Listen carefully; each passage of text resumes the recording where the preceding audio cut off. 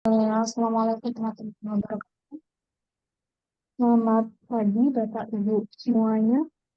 Yang terhormat Bapak Direktur Pengelolaan Fasilitas Ketenagaan Nukliran Bapak Muhammad Subekti. Kemudian yang kami hormati dan kami cintai Bapak Ibu hadirin yang berbahagia, Sivitas BPFK.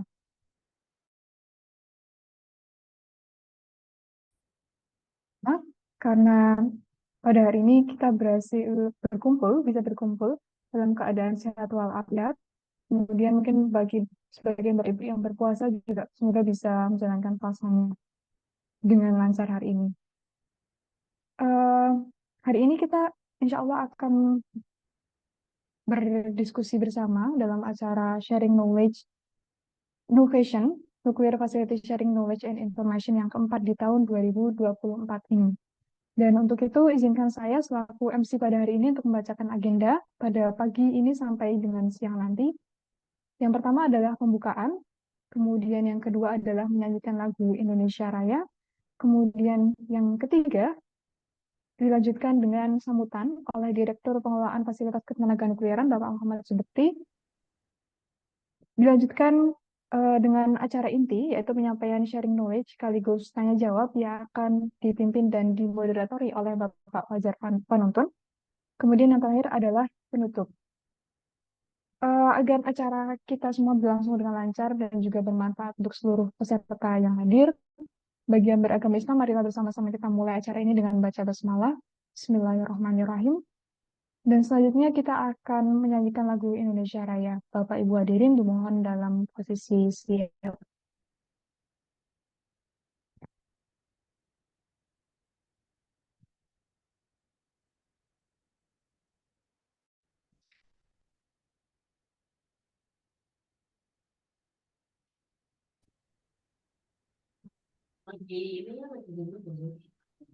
Ya, saya Kayaknya ulangi. ngambilnya jangan.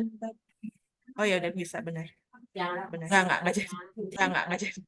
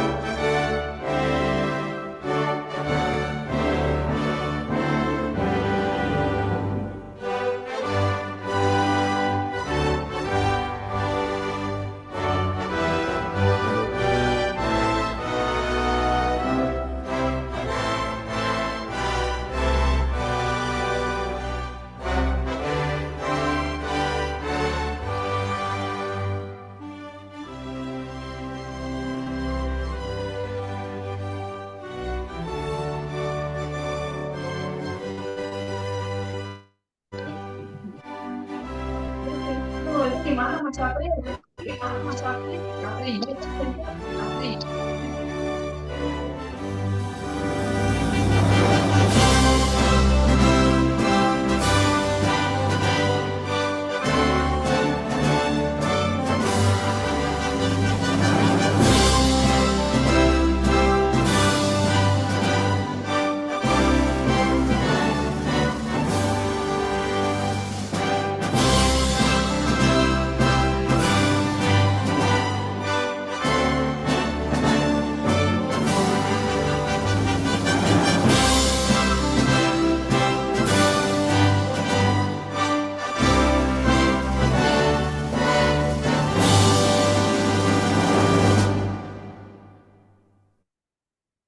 Terima kasih. Selanjutnya akan kita dengar sama-sama sambutan dari Direktur Pengelolaan Fasilitas Ketenagaan Nukliran Bapak Muhammad Subekti. Kepada Bapak Muhammad Subekti kami persilahkan.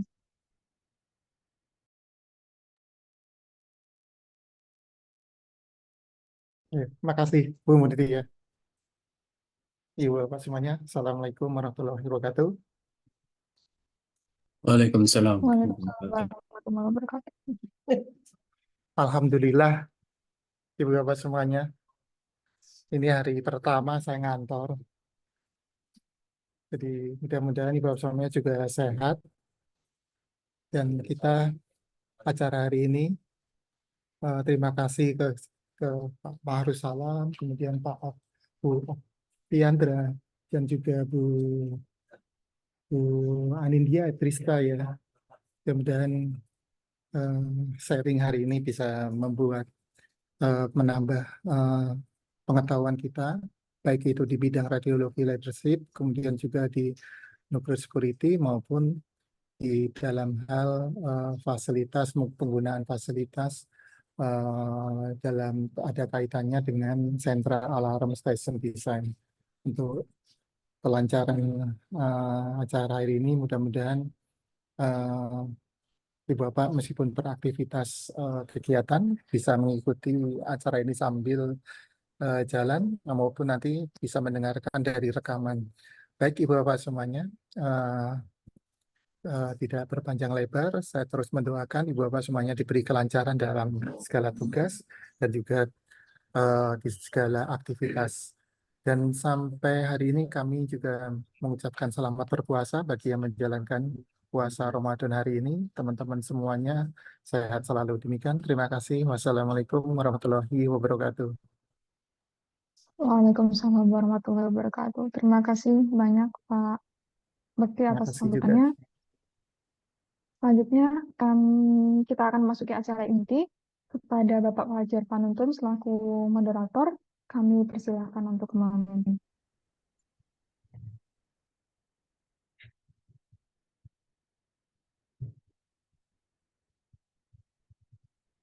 Terima kasih. Assalamualaikum warahmatullahi wabarakatuh.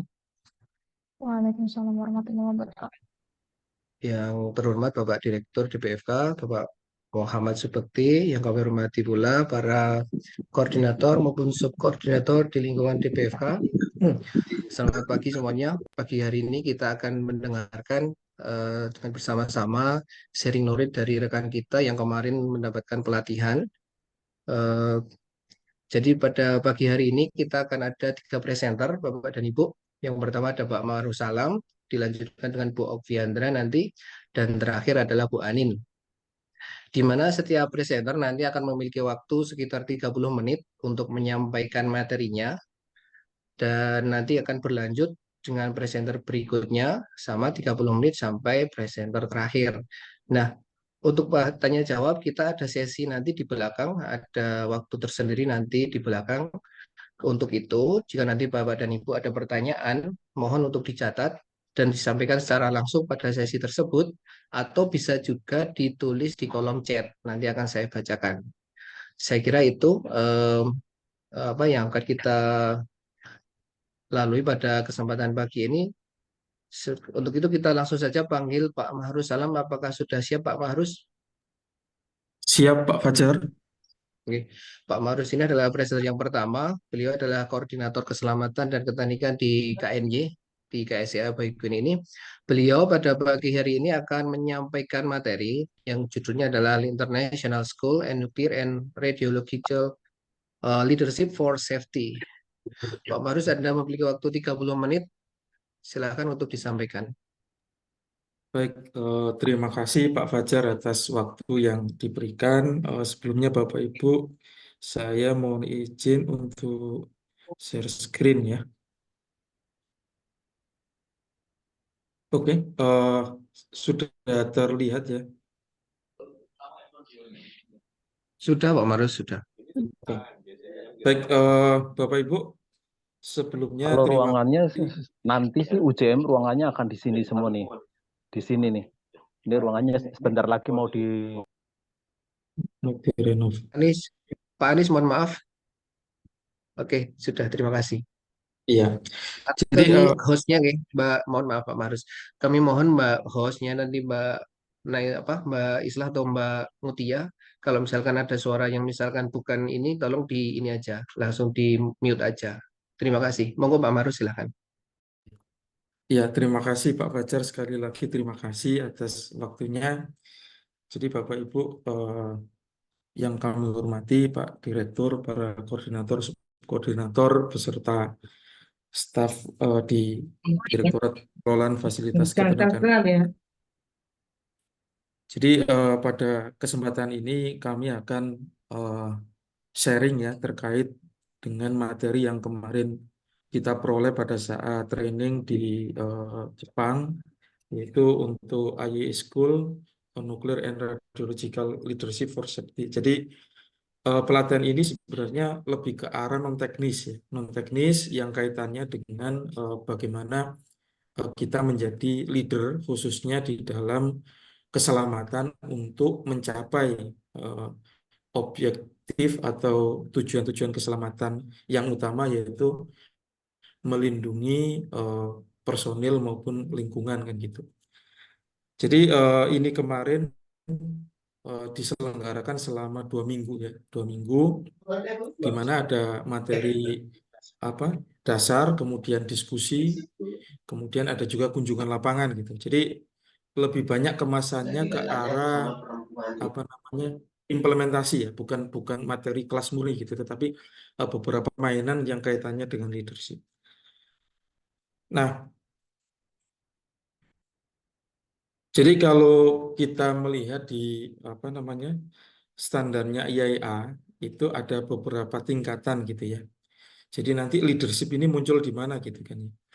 Jadi kalau kita lihat di safety fundamental itu ada SF1, ada 10 prinsip gitu ya. Ada 10 prinsip ini kaitannya dengan safety fundamental maupun prinsip di dalam menuju tujuan dari proteksi radiasi itu sendiri, yaitu melindungi manusia maupun lingkungan. Nah, kemudian di bawah prinsip-prinsip itu ada yang namanya safety requirement. Jadi safety requirement ini adalah persyaratan-persyaratan yang perlu kita penuhi gitu ya untuk mencapai tujuan dari keselamatan itu tadi gitu. Nah, kemudian untuk menuju ke itu ada yang namanya safety guide. Jadi safety guide ini semacam kayak rekomendasi-rekomendasi gitu ya. Jadi rekomendasi yang bagaimana cara untuk memenuhi requirement itu gitu. Nah, ini biasanya kalau di kita gitu ya, beberapa diadopsi oleh Bapeten gitu ya menjadi suatu peraturan gitu, menjadi suatu peraturan. Nah, oleh karena itu di dalam standar IAEA ini ada beberapa hal yang menjadi acuan di dalam leadership for safety ini gitu.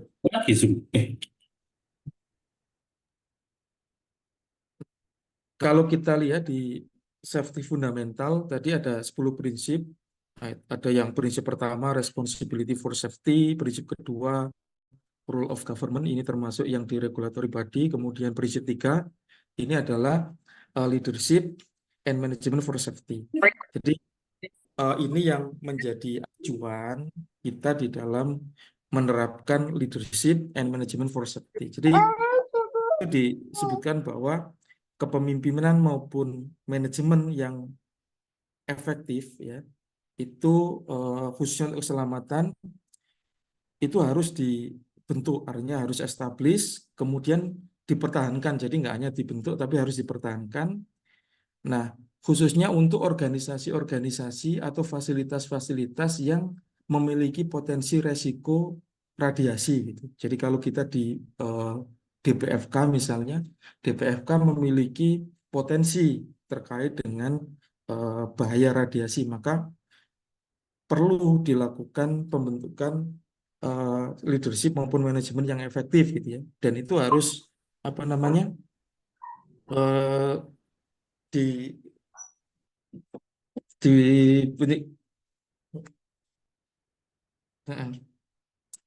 Nah, kemudian mencolok ke safety requirement. Nah, ini leadership and management for safety. Jadi ini adalah leadership dan manajemen untuk safety. Nah, kemudian di bawahnya yaitu ada safety guides, ada beberapa safety guides, ada GSG 12, GSG 18 dan seterusnya gitu ya. Nah, ini yang perlu diperhatikan gitu ya di dalam melakukan pemenuhan dari apa namanya hukum yang ada di dalam IEE. Jadi ini mulai dari safety fundamental, kemudian safety requirement, kemudian safety guide. Jadi safety guide ini untuk istilahnya mendukung gitu, kira-kira mencapai safety requirement itu kan ada safety guide. Gitu. Jadi kalau untuk mencapai yang safety requirement, nah itu yang wajib gitu tadi. Nah ini yang ada terkait dengan leadership, management for safety itu ada di GSR Part 2 gitu. Itu yang menjadi acuan. Jadi masuknya di apa namanya safety fundamental yang ketiga, di situ diturunin GSR Part 2. Nah kemudian di bawahnya ada safety guide macam-macam gitu. Ada GSG 12, 16, 3.5 dan seterusnya. Itu yang menjadi dasar di dalam apa namanya leadership ya, khususnya di dalam safety. Nah, kalau kita lihat, di GSR Part 2 gitu ya, di situ ada beberapa fasilitas yang wajib ya. Jadi di sini yang wajib menerapkan terkait dengan leadership for safety gitu ya. Apa saja gitu ya? Kalau kita lihat di sini ada radioactive waste management facility gitu ya. Kemudian manufacturing or radiation source. Kemudian transport of radioactive material. Ini transportasi radioaktif material. Kemudian penggunaan sumber radiasi untuk pendidikan dan penelitian gitu ya. Kemudian penggunaan untuk medical gitu ya. Kemudian penggunaan untuk industri. Nah, kemudian untuk medical tetapi dia misalnya untuk yang levelnya agak rendah gitu ya, seperti dental, kemudian general X-ray dan seterusnya. Kemudian untuk industrial source yaitu low hazard radiation source, jadi ini semacam tak check source. Nah, kemudian untuk juga yang digunakan di regulatory body, kemudian ada di research reactor, kemudian ada di mining gitu atau enrichment, kemudian ada di nuclear. Jadi ini masuknya di cakupan leadership and management for safety GSR Part 2 gitu. Nah, tentunya di dalam implementasi dari leadership ini khususnya di dalam keselamatan kita wajib memperhitungkan grading approach. Artinya setiap fasilitas itu memiliki potensi keselamatan yang berbeda-beda atau potensi bahaya yang berbeda-beda. Tentunya ketika kita mengambil contoh misalnya untuk nuclear power plant, kemudian kita bandingkan dengan transport of radioactive material, nah tentunya penerapan budaya keselamatannya pun nanti akan berbeda, leadershipnya juga akan berbeda, kemudian pemenuhan manajemennya juga akan berbeda. Nah ini istilahnya kalau kita melihat itu sebagai grading approach gitu ya. Jadi berdasarkan potensi atau kondisi bahaya dari masing-masing fasilitas. Nah ini kalau kita lihat di sini, meskipun yang kita miliki itu research reactor itu masuk di warna kuning ini. Kalau kita bandingkan di sini ini rendah sampai di sini cukup menjadi perhatian gitu ya dari sisi apa grading approach gitu. Nah ini menjadi penting juga terkait dengan manajemen dan leadership. Jadi selama ini kita selalu istilahnya salah paham bahwa manajemen itu adalah leader gitu. Jadi koordinator, kemudian apa namanya subko koordinator ataupun kepala pusat atau direktur gitu ya, atau deputi dan seterusnya itu adalah leader gitu ya. Nah kalau di dalam apa namanya GSR Part 2 gitu ya, yang di GSR-nya IAIA itu beda gitu. Antara leadership kemudian manajemen itu sesuatu yang beda gitu. Jadi bukan berarti kalau menjadi struktural itu ada leader, bukan gitu ya. Jadi kalau di sini didefinisikan bahwa leader itu adalah melekat pada masing-masing individu gitu ya. Kalau kita pernah belajar salah satu hadis kan setiap orang kan pemimpin kan gitu. Nah, di dalam safety ini juga sama gitu. Jadi kita memiliki tanggung jawab terhadap keselamatan. Jadi leadership for safety gitu. Itu tanggung jawab individu gitu. Bukan tanggung jawab misalnya jadi apa namanya direktur itu merupakan tanggung jawab secara leadership untuk safety enggak gitu. Tapi ke arah masing-masing individu. Kalau kita lihat di sini, leadership is the use of an individual capability gitu ya. Jadi individual capability maupun kompetensi gitu untuk memberikan arahan baik itu kepada individu maupun grup. Nah, itu akan mempengaruhi ya, khususnya terkait dengan tujuan keselamatan maupun di dalam aplikasi untuk prinsip-prinsip keselamatan itu berpengaruh gitu. Jadi misalnya kita posisi sekarang sebagai operator gitu, apakah kita juga sebagai leader? Iya gitu. Dengan lingkup di sekitar kita, artinya sebagai operator kita memiliki hak dan wewenang misalnya, hak dan tanggung jawab misalnya. Nah, di lingkup itu kita sebagai leader di situ gitu. Jadi tidak hanya misalnya oh nanti koordinatornya sebagai leader, enggak, tapi setiap individu di sini memiliki potensi menjadi leader. Nah, bedanya apa dengan manajemen? Kalau manajemen itu hanya suatu jabatan formal saja gitu ya. Nah, di situ memiliki fungsi untuk mengorganisir, kemudian menjamin bahwa operasi berjalan dengan efisien gitu ya. Nah, termasuk di dalam pemenuhan terkait dengan persyaratan, perencanaan, kemudian sumber daya. Itu tugas dari manajemen gitu ya. Nah, dari sini kita bisa melihat bahwa manajemen bisa saja menjadi seorang leader, ya kan? Tetapi beda gitu. Bukan berarti leader itu hanya seorang manajemen, enggak. Tapi leader itu bisa untuk posisi semua individu gitu ya. Jadi semua individu adalah leader, tapi di lingkup masing-masing gitu. Nah itu menjadi pemahaman kita gitu ya bersama bahwa terkait safety ini leadernya nggak hanya di struktural gitu, tetapi di semua individu seperti itu. Nah, kemudian kalau di sini ada beberapa model dari leadership gitu ya. Jadi leadership model itu ada beberapa. Kalau kita lihat di apa namanya di internet gitu ya, saya mencuplik dari internet gitu. Jadi ada model yang demokratik gitu. Jadi semua orang follower itu diminta pendapat gitu. Kira-kira pendapatnya bagaimana.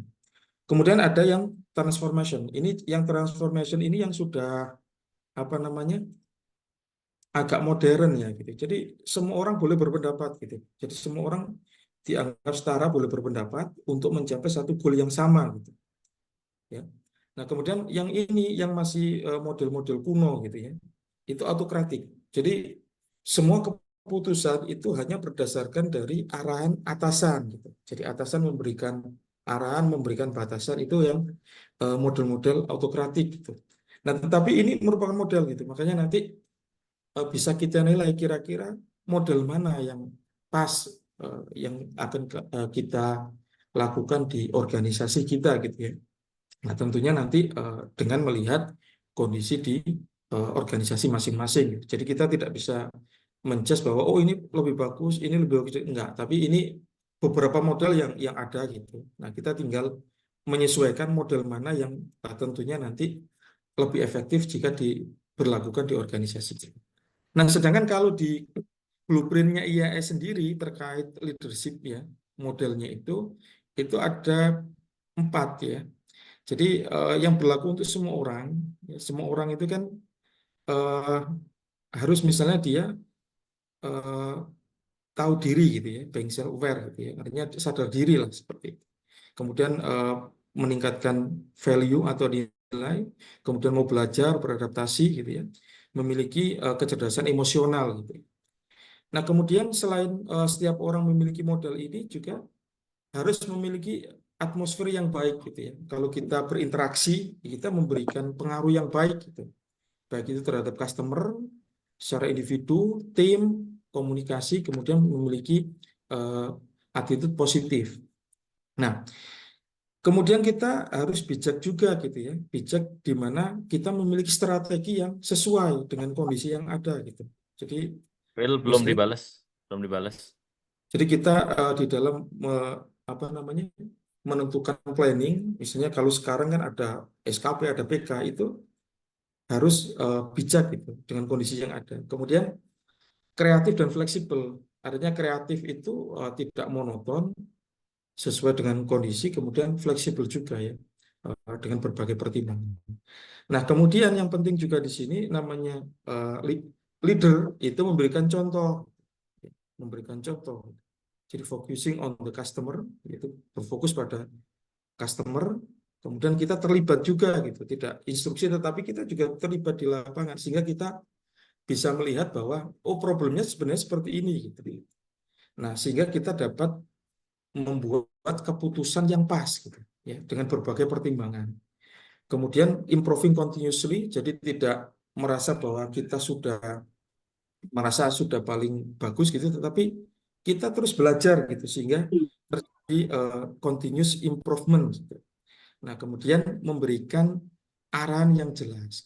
Jadi ini blueprint model leadership yang ada di IAIA. Makanya nanti banyak sekali model leadership ini, tetapi bisa kita aplikasikan sesuai mana yang paling cocok gitu ya untuk lingkungan kita atau lingkungan kerja kita.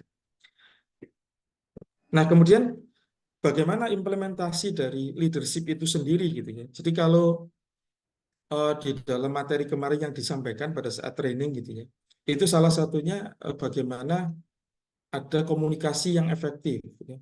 Nah, saya di sini hanya menyampaikan yang internal, meskipun ada satu lagi yaitu eksternal gitu ya. Tapi kita fokus di sini yang internal communication.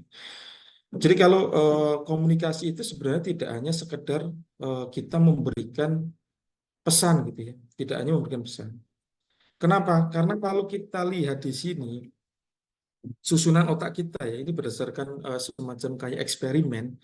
Jadi otak kita itu kalau hanya mendapatkan informasi dari mendengar, gitu ya, itu nangkepnya cuma 3%. Ya, 3%.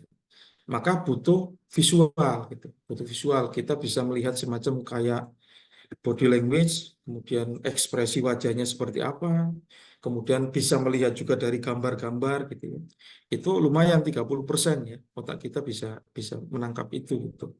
Nah, sedangkan kalau kita bisa menyentuh itu 8% dan seterusnya. Jadi sekali lagi bahwa komunikasi itu tidak hanya menyampaikan pesan gitu ya, tetapi ada hal-hal yang memang kita harus tahu gitu. Kira-kira kondisinya yang menyampaikan itu seperti apa, tujuannya seperti apa. Dan tentunya komunikasi yang efektif itu salah satunya kita bisa menggunakan metode yang Johari Windows. Gitu ya. Apa Johari Windows? Ini salah satu tools, ya. Salah satu contoh tools. Meskipun nanti ada beberapa tools yang bisa kita gunakan. Jadi sebenarnya kalau menurut Johari Windows ya dibagi menjadi empat posisi ya atau 4 titik. Jadi di satu kuadran ini semua orang tahu. Jadi kita tahu yang kita ajak ngomong tahu gitu. Di satu titik kita tahu, tapi orang nggak tahu. Di satu titik orang tahu, kita nggak tahu. Dan satu titik itu adalah kita nggak tahu, orang nggak tahu gitu. Nah, dengan kita melakukan komunikasi, ya, maka kita bisa mengurangi kuadran unknown. Jadi sesuatu yang mungkin orang nggak tahu, kita nggak tahu. Dengan kita melakukan komunikasi kan kita bisa sharing. Apa yang kita tahu ya kita sampaikan. Orang yang tahu kita dikasih info gitu. Sehingga anon-anon ini bisa diminimalisir. Nah, tentunya untuk mencapai ini yang efektif ya kita harus menerapkan prinsip share space gitu. Artinya share space ini orang ngerasa nyaman gitu ketika sharing informasi. Tapi nanti detailnya pada slide berikutnya. Nah, kemudian konsep dan tools yang digunakan di dalam internal komunikasi yaitu konsep Johari Windows, yaitu kita untuk mendeteksi blind spot, yaitu orang nggak tahu, kita nggak tahu gitu. Kemudian ada share space, kemudian non-violent communication. Jadi kita tidak istilahnya menyakitkan gitu di dalam berkomunikasi terhadap orang yang kita ajak komunikasi. Nah, tool yang bisa digunakan adalah login logout gitu. Jadi login logout ini penting gitu. Biasanya kita diskusi gitu ya. Kita itu pikirannya masih di jalan, ada juga yang masih mikir di rumah, ada juga. Nah, ketika langsung tiba-tiba dalam suatu ruangan dibuka, diminta pendapat gitu. Nah, kadang nggak nyambung gitu. Nah, bisa digunakan metode ini tuh login atau logout. Jadi orang diminta dulu semacam kayak login gitu. Jadi semacam kayak ada pertanyaan atau bahasan yang orang diajak ke dalam suatu diskusi itu dulu gitu. Nah, kalau sudah masuk baru kita lanjut diskusi. Itu metode komunikasi gitu. Kemudian emosional termometer ini penting juga, artinya sebelum kita ngomong sama orang paling nggak kita paham gitu kondisi orang ini seperti apa. Apakah orang ini lagi marah, apakah orang ini sedih, apakah orang ini bahagia karena apa THR baru cair misalnya gitu kan. Nah itu mempengaruhi gitu. Jangan-jangan orang yang misalnya lagi emosi, kita ajak ngomong sesuatu yang sensitif. Nah, nanti hasilnya akan berbeda. Makanya kita biasanya punya emotional thermometer. Kemudian small group. Jadi kalau kita misalnya ngomong di satu forum kan kurang efektif. Nah, kita nanti datangi gitu, grup kecil-kecil kita ajak ngomong, kemudian kita sampaikan ide kita gitu ya. Paling nggak untuk menyamakan persepsi. Kemudian berikutnya dialog. Jadi dialog ini nggak kayak diskusi maupun debat gitu ya. Kalau debat kan kita ya bicara nih pendapat kita paling benar kan gitu. Atau diskusi kita menyampaikan pendapat. Tapi kalau dialog kita tidak hanya menyampaikan pendapat gitu, tapi kita juga mendengarkan pendapat orang. Jadi saling gitu ya. Kemudian pre-post job briefing ini sudah kita lakukan, yaitu beberapa kali sebelum melakukan pekerjaan ada misalnya briefing gitu. Kemudian three-way communications, jadi tidak hanya dua arah, tetapi ada juga pihak lain gitu, artinya second opinion. Kemudian reflecting team, jadi ini penting juga gitu ya. Jadi setelah kita melakukan misalnya punya rencana dilaksanakan, nah perlu reflecting tim ini gitu. Jadi kita mengevaluasi kira-kira tim kita sudah efektif belum, apa yang kurang dan seterusnya. Ini merupakan konsep dan tools yang bisa kita gunakan untuk peningkatan komunikasi internal gitu ya. Nah, kemudian yang terpenting juga dari tadi kita ngobrol terkait share space gitu ya. Jadi share space ini penting. Jadi gampangnya gini, share space itu kita memberikan semacam ruang bagi orang yang ngobrol dengan kita agar mereka ngerasa nyaman gitu. Kalau nyaman kan berarti dia bisa menyampaikan pendapat-pendapatnya gitu. Tapi kalau dari awal sudah tertekan, itu orang cenderung biasanya lebih memilih diam. Istilah kasarnya kita cari aman gitu. Jadi beberapa karakteristik di dalam share space ini, saya kira yang pertama itu adalah hubungan kerja yang saling percaya. Jadi atasan ya percaya bawahan, bawahan ya percaya atasan. Gitu. Artinya kita memandangnya dengan berbagai pertimbangan. Gitu. Jadi tidak saling curiga. Gitu. Kemudian decrease of power, dynamic mutual respect. Jadi kita menurunkan dinamika kekuasaan. Artinya saling menghargai gitu. Bukan berarti kalau misalnya ada seorang koordinator, dia lebih menekankan posisinya, usaha koordinator harus ABC gitu. Tapi tidak gitu ya. Pada saat share space ini ya kita berbicara semacam kayak dianggap sepadan dulu gitu ya. Kemudian keterbukaan. Jadi keterbukaan ini menjadi penting juga.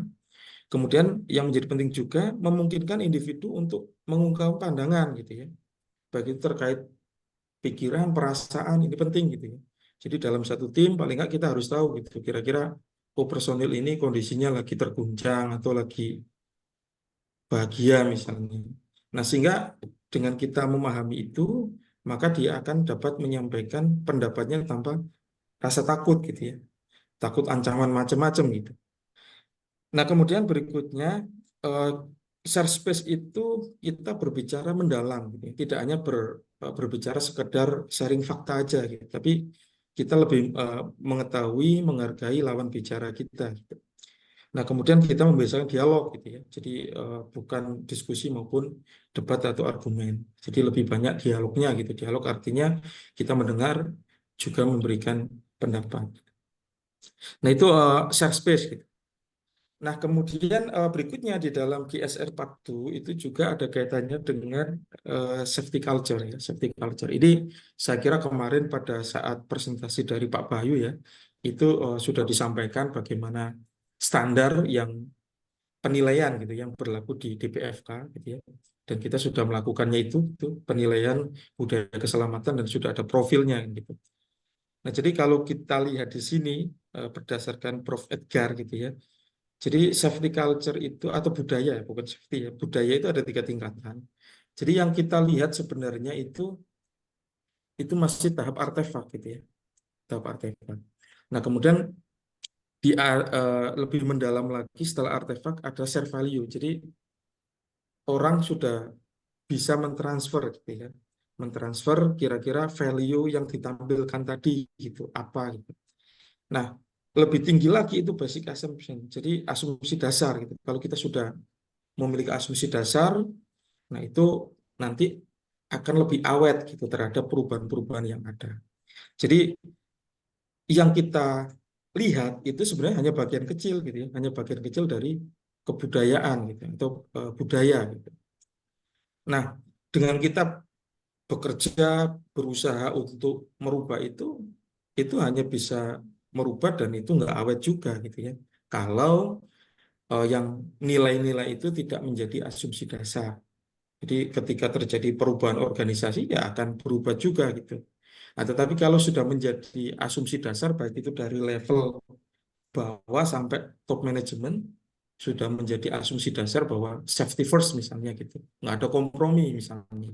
Ya sudah nanti itu akan menjadi apa namanya suatu basic assumption dan ketika terjadi perubahan nggak masalah. Itu artinya budaya masih tetap sama. Nah, yang menjadi kekhawatiran kita gitu ya, itu ketika kita melihat grafik ini gitu. Jadi autopilot kick in gitu. Jadi kadang kalau kita melihat bahwa semakin lama pengalaman kita ya, semakin tinggi pengalaman kita, maka kepedulian kita terhadap resiko akan menurun gitu ya. Biasanya itu sudah kita ngerjakan 30 tahun gitu ya, sudah ahli, nggak masalah. Jadi terkait dengan kepedulian khususnya terhadap resiko ini menjadi menurun gitu. Jadi semacam autopilot, cuma ngerjakan ini nggak apa-apa gitu. Nah ini yang menjadi perhatian kita sebenarnya gitu, yaitu menormalisasi suatu budaya kerja gitu. Nah biasanya kalau orang bekerja 2 sampai 6 bulan kan gitu ya di tempat baru, kita masih beradaptasi gitu, mencoba untuk mengkonfirmasi dan seterusnya gitu. Jadi bertanya masih gitu. Nah, tapi kalau sudah lama kelamaan kita ngerasa itu sudah benar itu berarti selama ini ngerjakannya gini kok gitu. Kita sudah nggak tanya-tanya lagi gitu. Kalau awalan biasanya kita tanya-tanya gitu. Kenapa kok dilakukan seperti itu? Kenapa seperti ini gitu? Secara keselamatan aman nggak? Itu biasa pertama gitu. Tapi kalau sudah lama-lama, oke ikut senior, ikut. Nah itu risk awareness-nya kita akan menjadi rendah, Nah ini yang berpotensi menjadi apa namanya budaya blindness ini. Jadi kalau kita sudah memiliki asumsi, selama ini gini aja nggak masalah. Gitu. Nah akhirnya apa? Akhirnya timbul pertanyaan-pertanyaan kita itu sudah tertutup gitu. Jadi orang mau ngerjakan apa ya udah kemarin udah gitu kan gitu. Kita nggak ada pertanyaan-pertanyaan lagi gitu. Padahal di awal kita biasanya saling bertanya, kayak gitu masih aman nggak gitu, kayak gitu. Nah, itu penting sebenarnya Bapak Ibu. Jadi kalau kita di dalam safety itu sikap untuk eh, mau bertanya itu menjadi penting. Dan ini juga di share space tadi gitu, agar orang nggak canggung, nggak takut, ingin menanyakan, ingin memberikan pendapat, ya maka diberikan rasa nyaman dulu gitu. Jadi tanpa ada eksploitasi, ya, diminta pendapatnya. Karena kadang pendapat itu bukan berarti datang dari yang sudah senior gitu, baru menjadi pertimbangan yang baik gitu. Kadang pendapat-pendapat yang dari newbie gitu misalnya itu juga kadang sangat menginspirasi kan seperti itu. Oleh karena itu maka di dalam budaya, nah itu tentunya kita harus memperhatikan ini gitu terkait dengan kalau experience-nya sudah tinggi maka uh, kepedulian kita terhadap risiko akan menurun. Nah selanjutnya, Pak Marus, mohon maaf Pak Marus 5 menit lagi ya. 5 menit. Tadi Iya. dipotong ngomongnya 3 menit, 8 menit ya. Oh ya, silakan. 5 menit, 8 menit ya. Ya. Nah, Yo. kemudian smart action. Jadi di dalam apa namanya? Kita kalau memiliki suatu objektif atau tujuan gitu ya, misalnya safety goal misalnya, gitu, itu harus memiliki prinsip ini SMART gitu ya. Harus spesifik gitu. Tujuannya apa gitu. Harus terukur gitu. Berapa gitu. Kemudian attainable artinya dapat tercapai gitu. Jadi kalau kita menyatakan tujuan yang muluk-muluk pun juga nggak efektif karena belum tentu tercapai. Kemudian relevan itu artinya sesuai misalnya dengan kondisi saat ini, kemudian dengan regulasi yang berlaku dan seterusnya itu relevan. Kemudian ada tenggang waktunya gitu. Misalnya kita untuk mencapai zero accident gitu, berapa tahun gitu. Ya, misalnya kita 1 tahun zero accident, gitu. Ya itu terukur gitu. Berarti dalam 1 tahun harus tidak ada kecelakaan, misalnya gitu. Itu terukur. Jadi di dalam men-set tujuan maka harus berdasarkan prinsip SMART ini gitu, spesifik, measurable, attainable, relevan, dan ada basic waktunya. Nah, kemudian yang terakhir ini kemarin kita juga ada beberapa kunjungan, yaitu kemarin kita mendapatkan kesempatan untuk berkunjung di Fukushima, yaitu di Daiichi, khususnya di Daiichi ya, nggak ke ini, gitu, ke Daiichi. Di Daiichi itu ada 6 nuclear power plant. Kita di situ bisa melihat secara langsung kondisi saat ini gitu, bagaimana statusnya, kemudian apa yang dikerjakan di sana gitu. Jadi kalau kita lihat di sini ada beberapa kecelakaan nuklir ya, kita ngomong nuklir karena ini kaitannya dengan apa namanya uraniumnya juga gitu ya. Jadi yang pertama Three Mile Island ini masuk INES 5, ini skala ya, skala keparahannya. Jadi ini hanya sebagian core meleleh gitu. Kemudian yang berikutnya ini sudah masuk tinggi ya, INES 7, ini di Chernobyl. Ini Chernobyl. Nah, dari kejadian di Chernobyl ini maka muncullah konsep safety culture ya. Jadi konsep safety culture itu muncul setelah adanya kecelakaan di Chernobyl.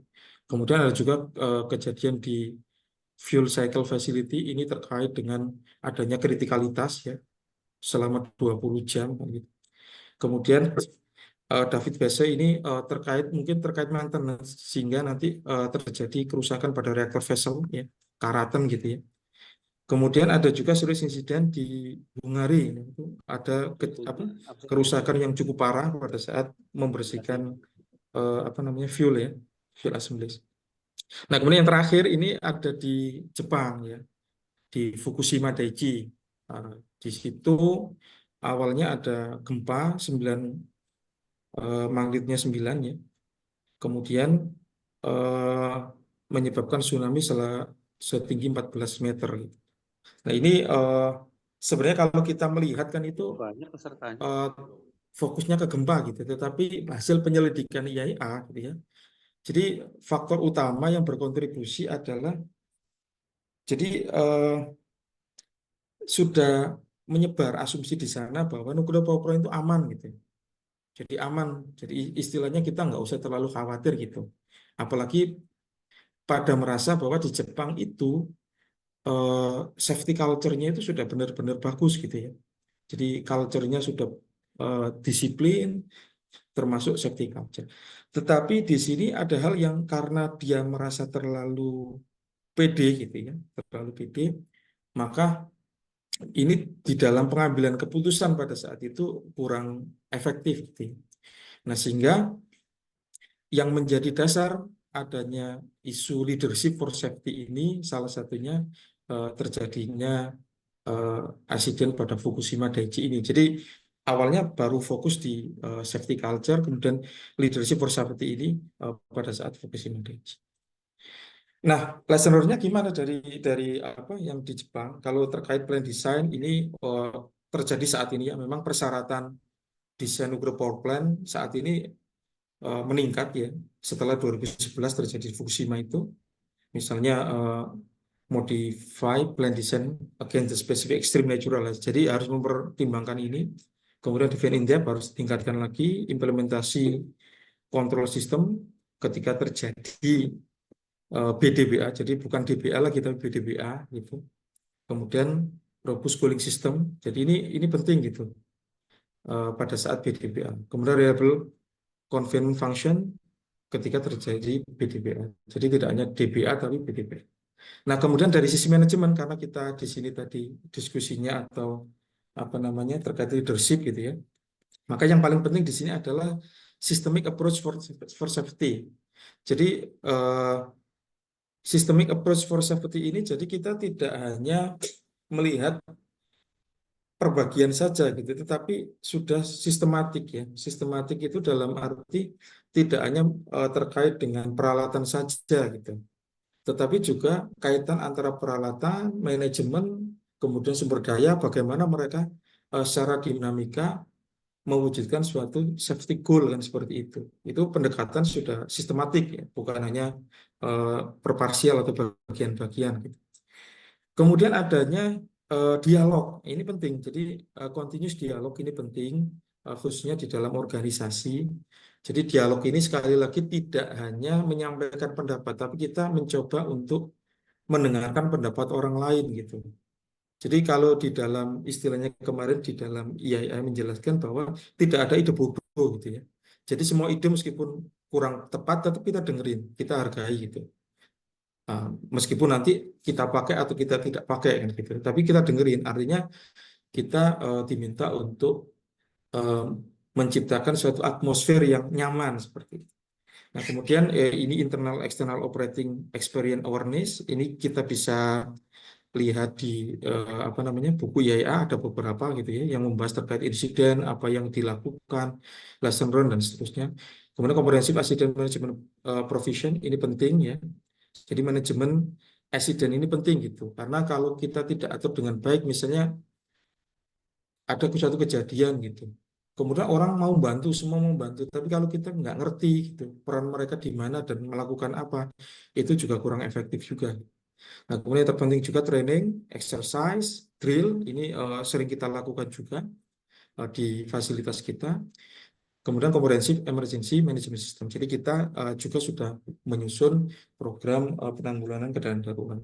Nah, tetapi hal-hal ini yang menjadi apa namanya lesson learned dari kejadian di Fukushima Daiichi. Nah, tentunya menjadi perhatian kita semua juga ya terkait dengan pengelolaan fasilitas ketenaga nukliran di tempat kita.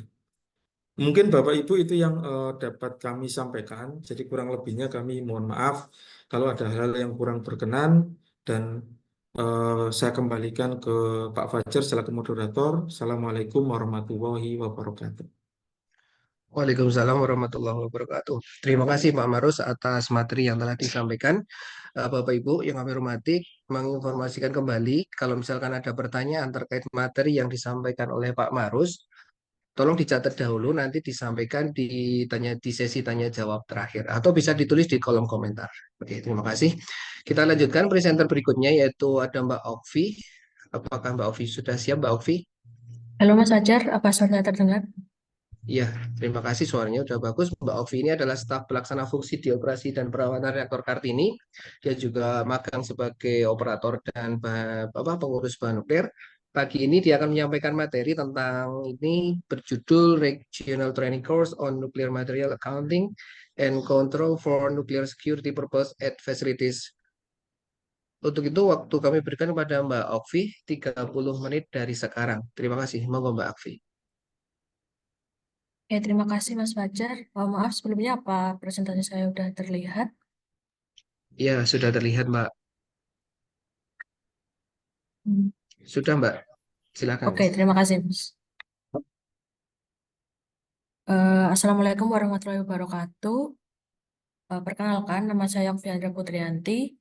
Jadi kemarin saya dihubungi oleh unit jaminan mutu untuk mempresentasikan atau menyampaikan training yang telah saya lakukan di Jepang selama 3 hari, yaitu Regional Training Course on Nuclear Material Accounting and Control for Nuclear Security Purpose at Facilities.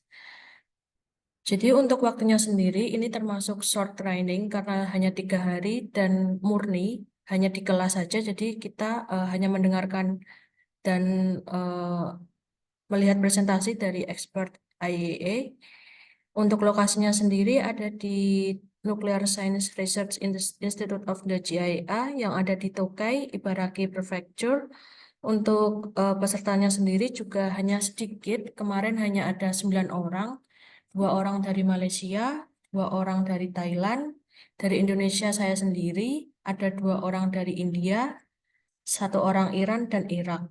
Jadi menurut informasi kemarin ini adalah pertama mereka menyelenggarakan training tentang NMAC ini. Untuk objektif atau tujuan dari adanya training ini yaitu untuk membangun kesadaran akan perlunya NMAX system dalam fasilitas nuklir yang efektif untuk mendeteksi aktivitas tidak sah atau ilegal akan pemindahan bahan nuklir, spesialnya dari non-state actor. Nah, non-state actor sendiri itu adalah individu atau entitas yang tidak bertindak di bawah otoritas yang sah dari negara manapun dalam melakukan kegiatan, misalnya seorang kriminal atau teroris. Mungkin sebelumnya saya sampaikan dulu apa itu nuclear security.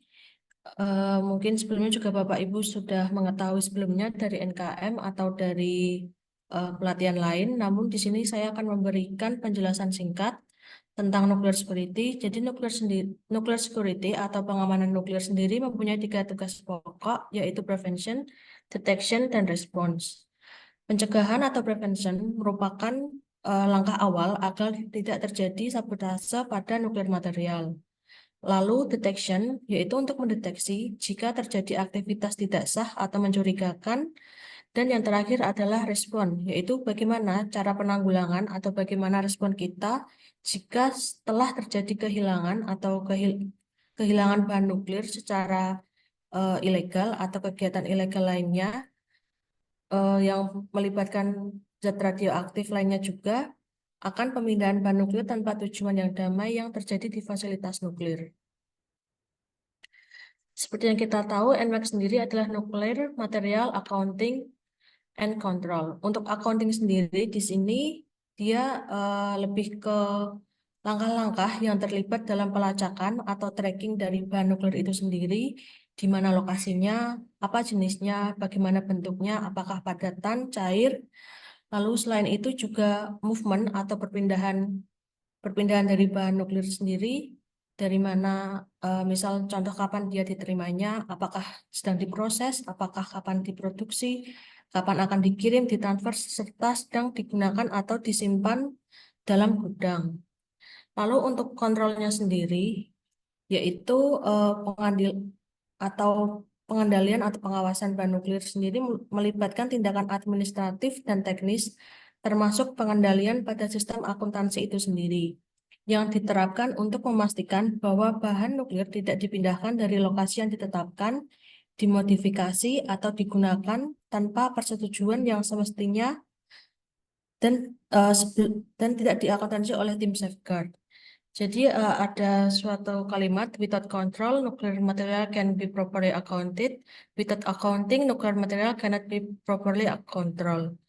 Maka tanpa dikontrol, bahan nuklir tidak akan bisa diakuntansi dengan tepat atau benar.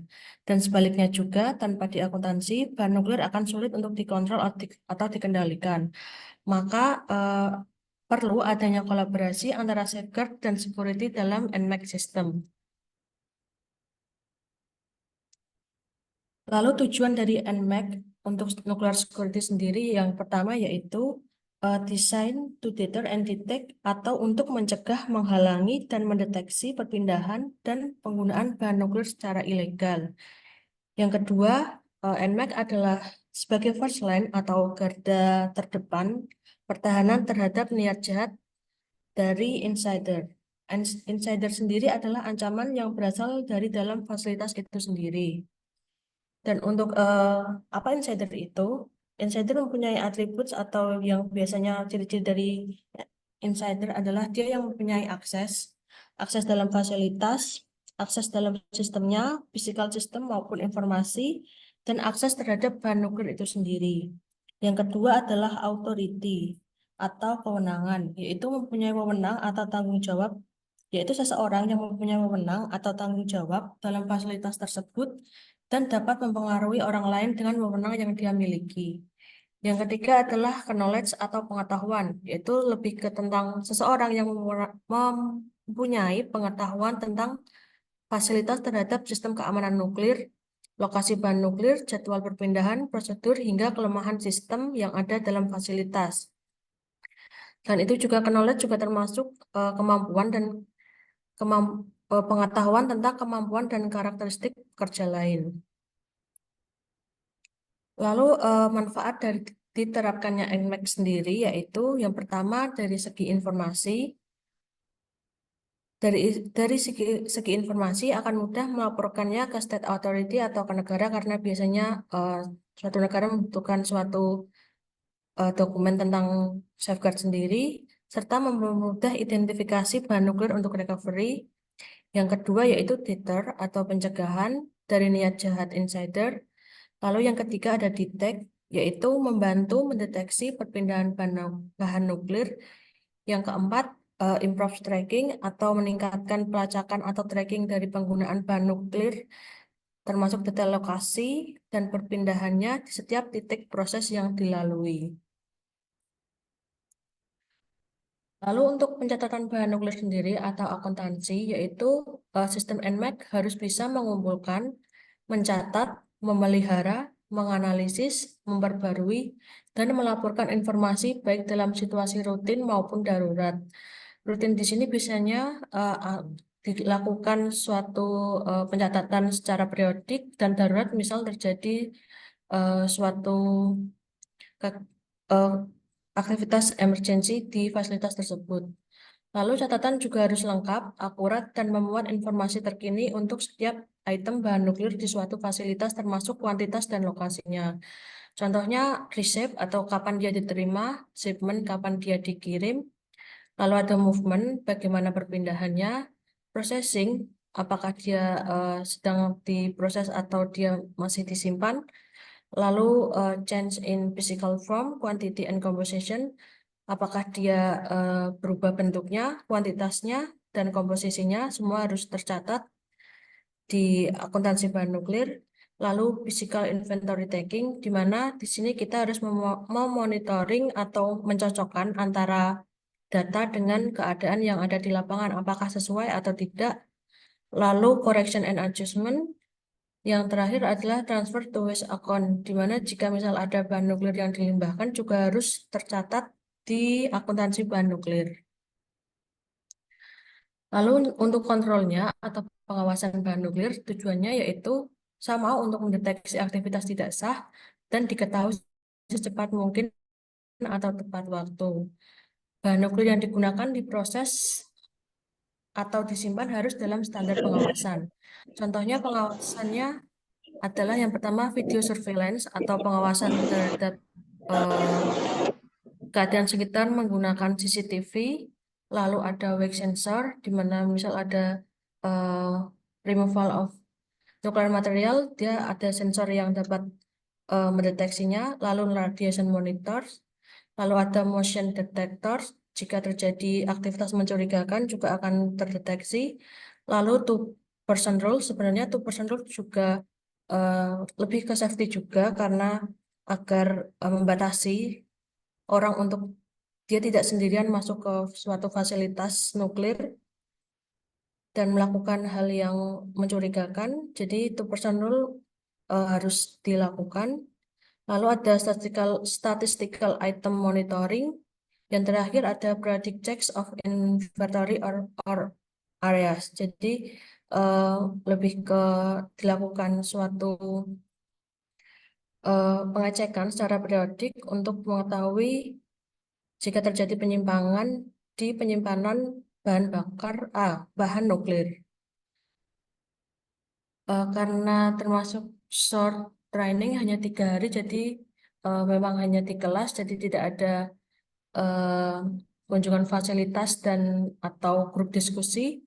Jadi di sini saya akan langsung, mungkin Bapak Ibu juga sudah pernah mengetahui apa InTouch itu. Jadi bagaimana cara saya bisa mengikuti training ini? Yang pertama, saya mendaftar di InTouch, lalu mengisi formulir yang disediakan seperti pekerjaan, training yang pernah diikuti. Jadi di InTouch sendiri disediakan banyak macam training, conference, dan TC sesuai dengan biasanya dengan negara kita yang sudah dipilih di InTouch. Lalu setelah kita mengisi yang akan kita ikuti, mungkin kalau dulu biasanya kita mendapatkan semacam surat resmi dari kedutaan, namun untuk sekarang saya tidak tahu apakah hal tersebut masih ada atau tidak. Cuman karena sekarang sudah ada InTouch, jadi lebih mempermudah kita untuk mendaftar training di luar negeri. Jadi setelah kita mengisi formulir, maka kita akan mensubmitnya, lalu untuk statusnya akan berubah menjadi submitted for country approval. Setelah itu akan muncul form A dan form C. Sebenarnya ada form B juga jika kita mengirim paper. Nah, untuk form A, B, C nanti harus dilampirkan dan dikirimkan bersama Nordin ke TCNLO yang dikirimkan oleh unit kerja, yaitu dengan cara menghubungi Sekretaris Direktur agar dikirimkan ke TCNLO melalui TNDI DPFK. Selain itu juga setelah kita mengirim ke TCNLO juga ada dua kemungkinan, bisa rejected by country approver atau country approved. Jika rejected, maka nanti akan ada semacam nota dinas, lebih ke alasan kenapa kita tidak dapat mengikuti training tersebut, misal tidak memenuhi persyaratan dan lainnya. Namun jika dari TCNLO mengapprove, maka status di InTouch sendiri akan berubah menjadi country approved. Setelah country approved, maka akan dilakukan seleksi oleh IAEA. Di mana juga ada dua kemungkinan, diterima atau tidak. Jika diterima, maka statusnya akan berubah menjadi IAEA acknowledge, dan jika tidak diterima, maka akan menjadi withdrawn. Dan untuk IAEA acknowledge sendiri juga tidak ada notifikasi, jadi kita harus melihatnya secara berkala. Selain itu, mungkin sekitar 1 minggu atau 10 hari kita akan mendapat email dari IAEA apakah untuk training kita dibiayai atau dibiayai oleh IAEA atau dibiayai oleh negara. Setelah mendaftar, sering-sering juga untuk melihat status di InTouch. Berikut presentasi dari saya. Terima kasih, Mas Fajar. Saya kembalikan waktunya ke moderator. Oke, terima kasih Mbak Ovi telah menyampaikan materinya. Sebenarnya waktunya masih cukup ya Mbak Ovi, namun karena slide-nya sudah habis, saya kira kita lanjutkan saja untuk presenter yang berikutnya, Mbak Anin. Mbak Anin, apakah sudah siap Mbak Anin? Sudah, saya izin share screen ya. Oke, Mbak Anin ini adalah staf pelaksana fungsi keamanan nuklir. Pagi ini dia akan menyampaikan materi tentang Central Alarm Station Design and Operation for Facilities Using Nuclear or Other Radioactive Material. Mbak Anin, waktunya 30 menit, bisa dimulai dari sekarang. Monggo silakan. Oke, sebentar. Aku izin share screen ya.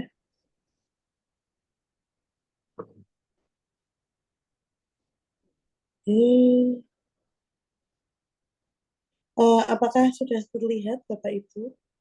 Oke, sudah. Oke. Ini nutup lagi. Oh, sebentar. Oke. Sudah terlihat ya? Udah. Oke. Baik, Bapak Ibu, Assalamualaikum warahmatullahi wabarakatuh. Waalaikumsalam warahmatullahi wabarakatuh. Perkenalkan, nama saya Anindya Driska. Saya pada 11 sampai 15 Desember 2023 mengikuti pelatihan International Training Center on Central Alarm Station. Nah, langsung aja nih. Sebentar. Oke, baik, tentang pelatihan ini. Pelatihan ini terhitung baru. Jadi memang baru pertama kali dilakukan oleh IAEA di Wina. Sebenarnya tempat pelatihannya itu 1 jam dari Wina. Jadi nanti dari Wina itu naik bis 1 jam itu di Servisdorf. Nah, pelatihan ini memang tentang cara membangun CAS yang baik. Jadi harapannya yang ikut itu sudah memiliki pengetahuan dasar tentang physical protection system atau sistem proteksi fisik begitu.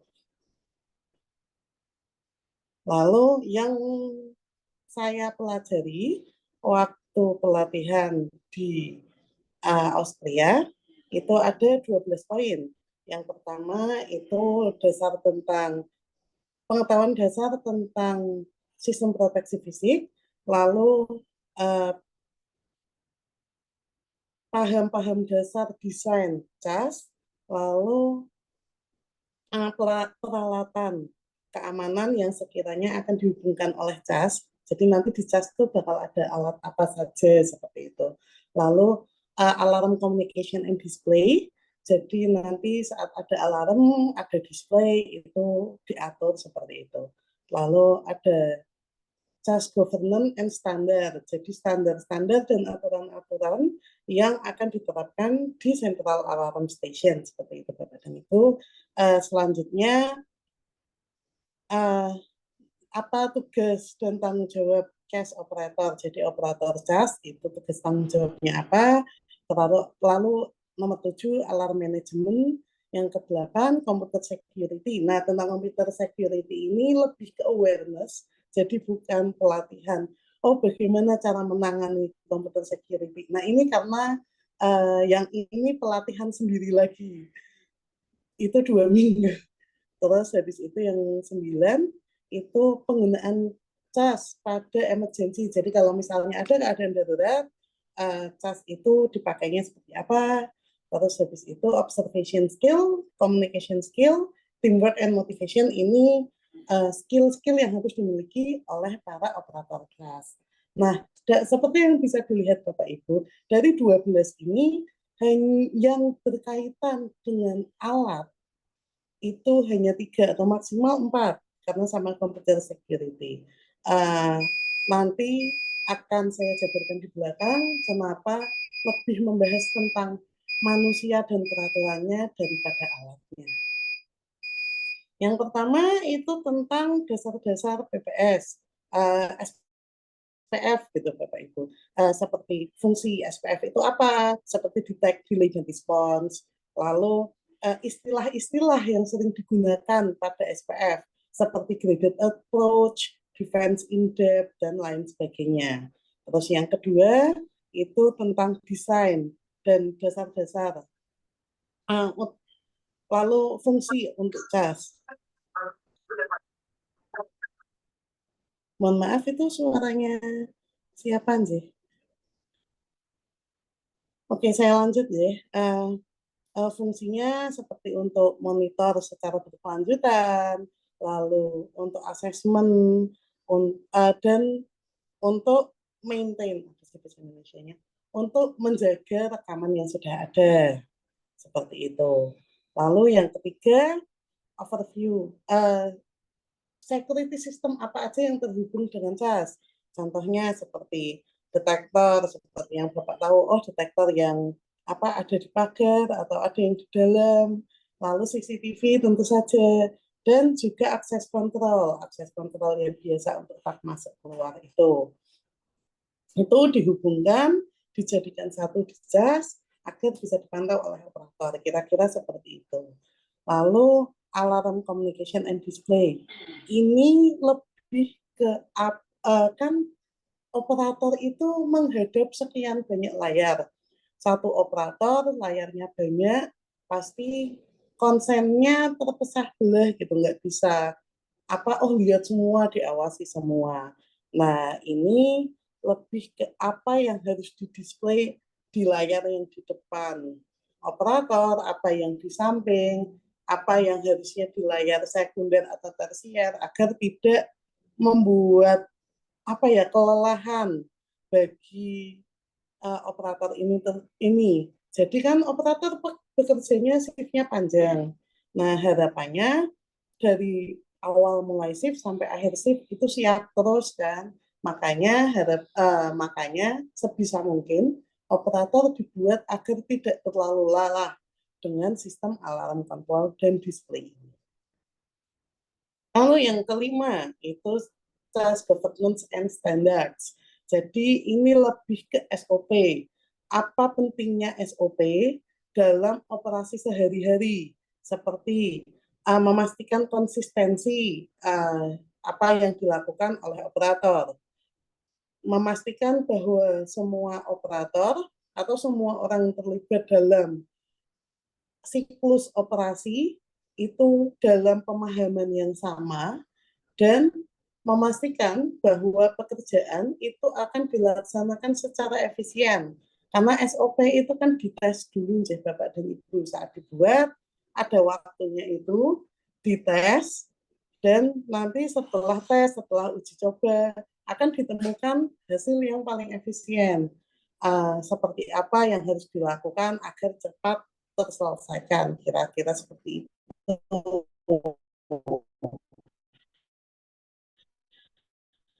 Jadi memang ini lebih fokusnya tentang tindakan-tindakan operator yang gimana caranya agar terstandar saat bekerja ya aman, selamat, dan bisa bekerja terus ke depannya, kira-kira seperti itu. Lalu yang keenam itu tugas dan tanggung jawab operator jas, seperti apa yang harus dilakukan saat shift oleh petugas jas, dan kira-kira skill-skill apa yang harus dimiliki oleh petugas jas. Misal, petugas jas harus dapat mengoperasikan sistem. Lalu petugas jas harus memiliki pengetahuan tentang lingkungan yang mereka jaga. Atau intuisi petugas jas, intuisi pengamanan kalau kata senior-senior saya. Kira-kira seperti itu. Hal-hal itu dijelaskan, hal-hal yang harus dimiliki oleh petugas yang secara umum bisa untuk menjadi petugas. Jadi nggak asal orang datang langsung jadi petugas. Minimal punya skill itu dulu Bapak dan Ibu.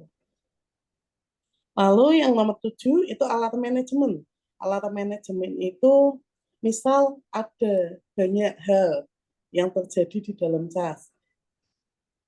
Kira-kira apa langkah-langkah seperti apa yang harus dilakukan oleh operator saat menyelesaikan tugas-tugas yang ada itu. Kaget saya.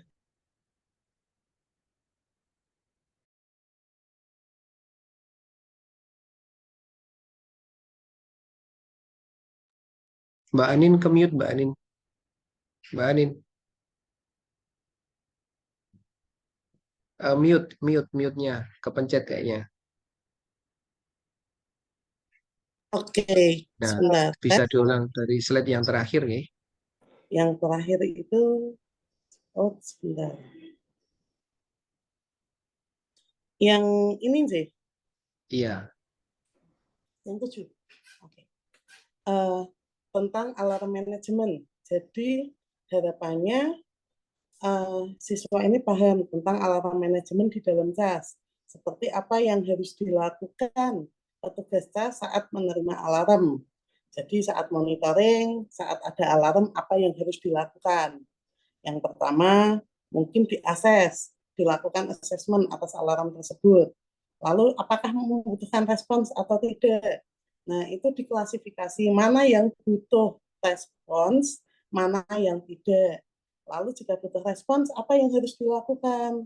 Dan yang paling penting adalah dokumentasi. Salah satu hal terpenting di alarm manajemen adalah dokumentasi, karena untuk mengetahui apa saja yang sudah terjadi, kira-kira seperti itu. Lalu saya lanjut, nomor 8 itu computer security. Itu di dalam materi tersebut diterangkan computer security itu dasarnya seperti apa, lalu yang sering terjadi kasus-kasus computer security itu seperti apa. Contohnya ransomware, malware, trojan-trojan yang akhirnya mencuri data, kira-kira seperti itu. Untuk nomor 9, penggunaan jas pada saat kedaruratan. Jadi diajarkan bagaimana saat ada kedaruratan, petugas jas itu harus memprioritaskan apa yang dilakukan oleh petugas jas. Kan kalau emergensi kan mungkin alarmnya banyak yang bunyi, ding gitu. Nah, mana yang harus dieksekusi duluan, mana yang harus dieksekusi nanti, ini dipelajari di penggunaan jas dalam emergensi. Oke, yang 10, 11, dan 12 ini latihannya lebih ke langsung gitu, tidak banyak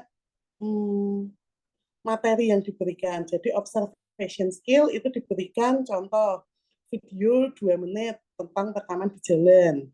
Nah, itu disuruh menilai kira-kira apa yang terjadi, berapa banyak orang yang terlibat, lalu kapan dan di mana itu terjadi, lalu juga mengidentifikasi siapa saja yang kira-kira terlibat di dalam aktivitas tersebut.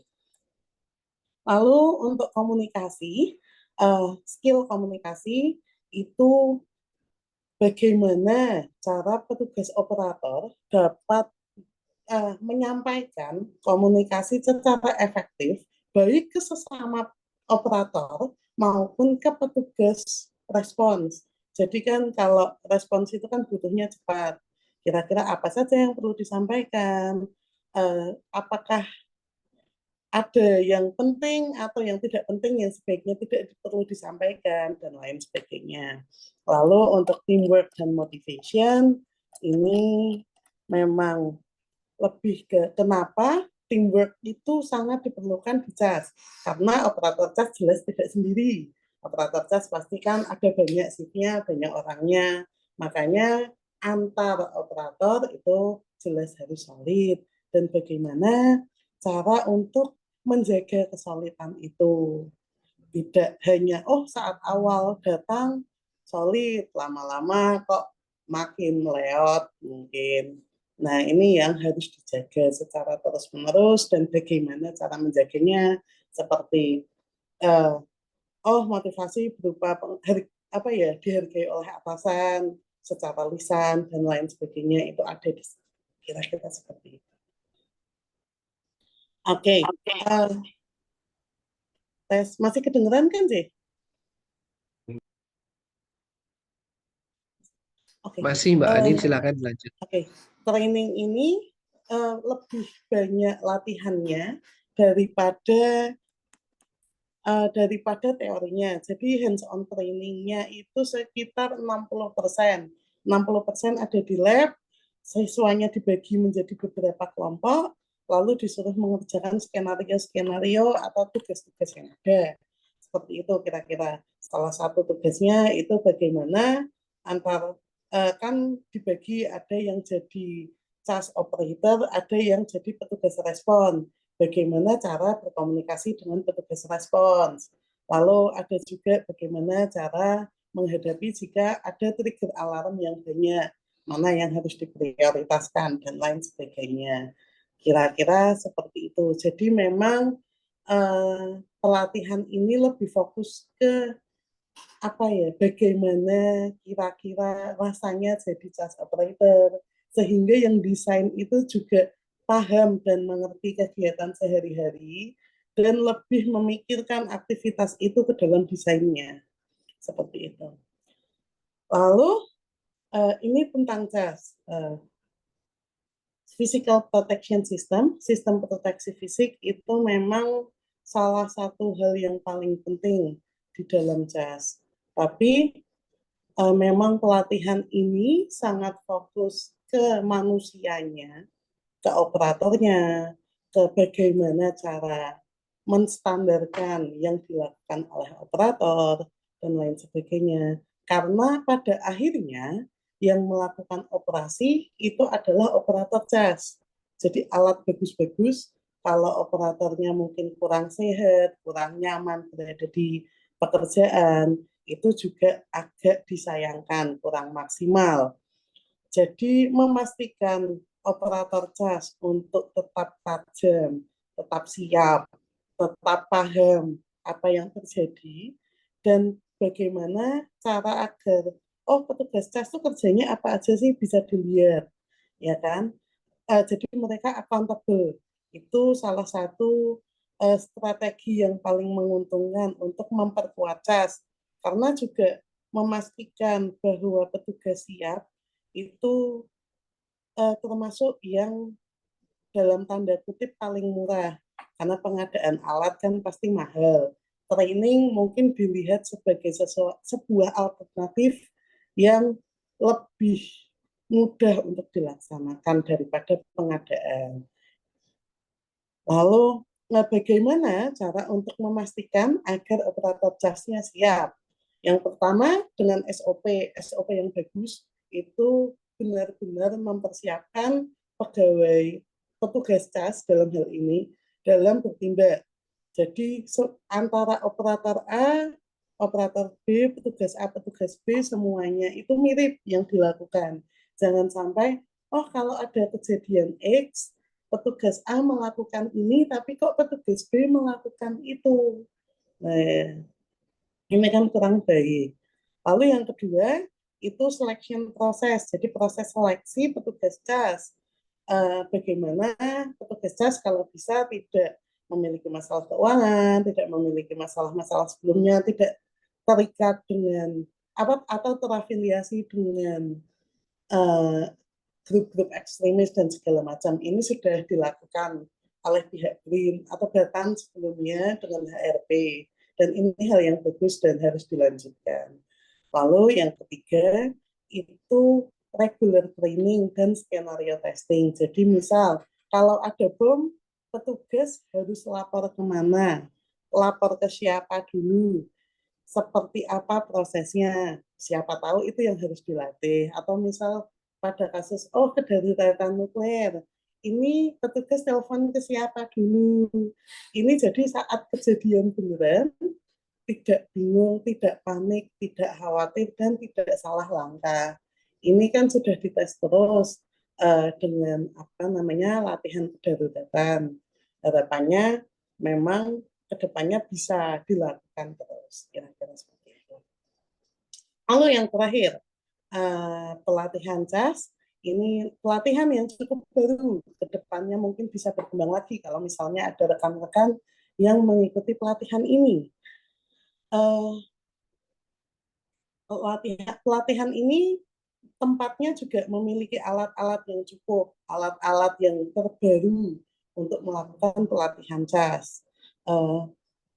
Materi-materi pelatihannya juga dapat diimplementasikan segera saat pulang. Terus bagaimana cara saya mendaftar dan segala macam, ini masih sama seperti Mbak Ovin sih. Tapi sepertinya kalau yang sekarang itu perlu minimal 5 tahun pengalaman. Mungkin bisa jadi pertimbangan bagi yang hendak mendaftar untuk mengerti apakah sudah 5 tahun pengalaman kerja atau belum. Kira-kira begitu. Terima kasih bagi yang memiliki pertanyaan. Nanti bertemu lagi di Q&A. Terima kasih. Oke, terima kasih Mbak Ani telah menyampaikan materi tentang alarm ya, jas Central Alarm Station. Untuk itu kita akan langsung masuk ke sesi tanya jawab. Kita masih punya cukup banyak waktu sampai 11.45 nanti. Dari Bapak Ibu silakan barangkali ada yang mau disampaikan secara langsung, kami berikan kesempatan untuk menyampaikan ke presenternya langsung. Monggo silakan.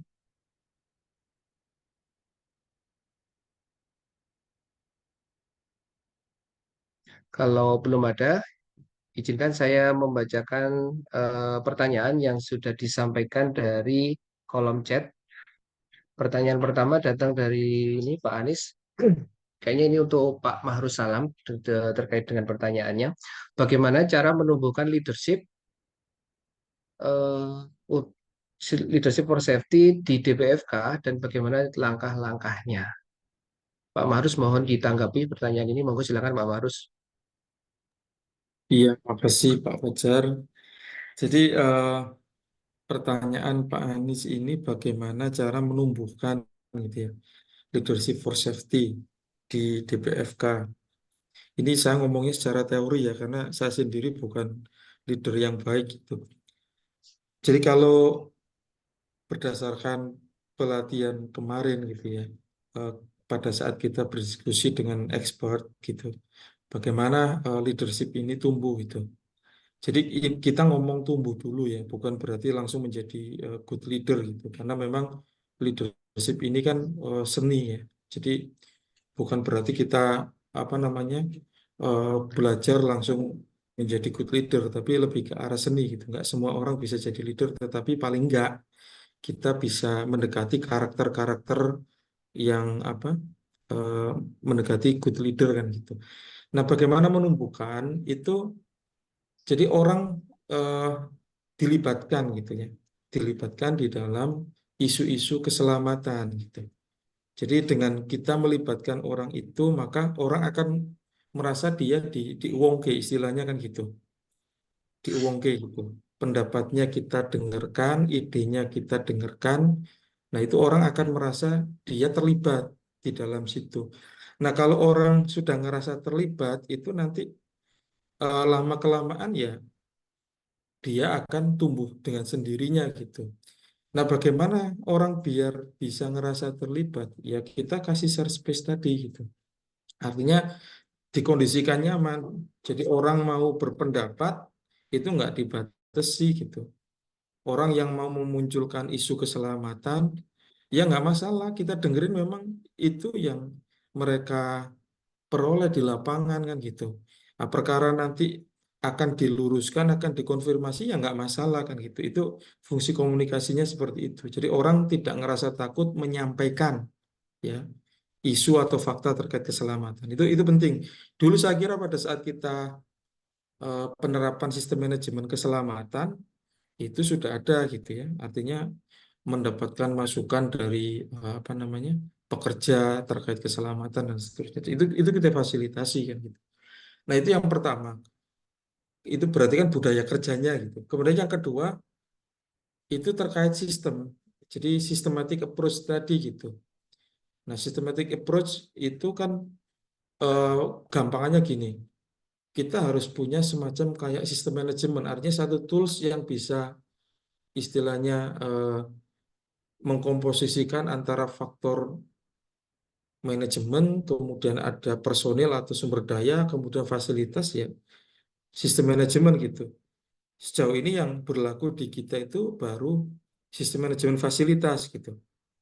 Ya meskipun saya nggak tahu apakah lingkupnya itu murni sistem manajemen fasilitas atau sudah sampai spesifik juga mencakup terkait sistem manajemen keselamatan dan seterusnya gitu. Karena ada beberapa persyaratan tambahan gitu ya, ada beberapa persyaratan yang mungkin bisa acu silang gitu, tapi ada juga persyaratan-persyaratan lain yang tentunya tidak bisa dicakup di dalam sistem manajemen fasilitas. Itu salah satunya gitu. Karena seingat saya dulu ada partisipasi aktif pegawai terhadap keselamatan dan seterusnya. Nah, paling enggak dengan mereka berpartisipasi, mereka dihargai pendapatnya terkait keselamatan, didengerin gitu ya. Nah, itu orang akan lebih cenderung ngerasa terlibat. Kalau orang cenderung ngerasa terlibat, dia akan tumbuh awareness-nya gitu. Artinya dia lebih care, lebih paham, kemudian akan mungkin bisa menimbulkan leadership for safety. Artinya dia bakal sadar bahwa safety ini adalah tanggung jawab personil gitu, bukan tanggung jawab manajemen saja kan gitu. Kalau dulu di SMK 3 kan. Jadi safety ini itu tanggung jawab masing-masing orang, bukan lagi tanggung jawab dari hanya manajemen saja kan gitu. Nah, tentunya dengan cara seperti tadi Pak Fajar ya dan Pak Anies ya.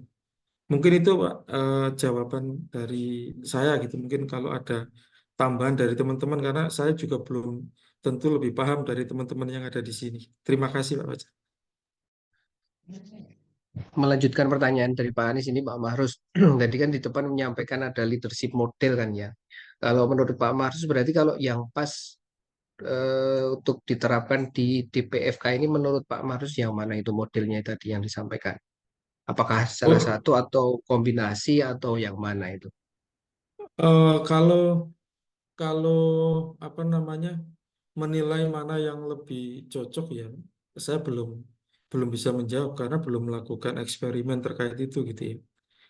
Artinya kalau misalnya kita ngomong, oh yang model-model itu misalnya demokratik itu lebih bagus, artinya orang diminta pendapat semua gitu.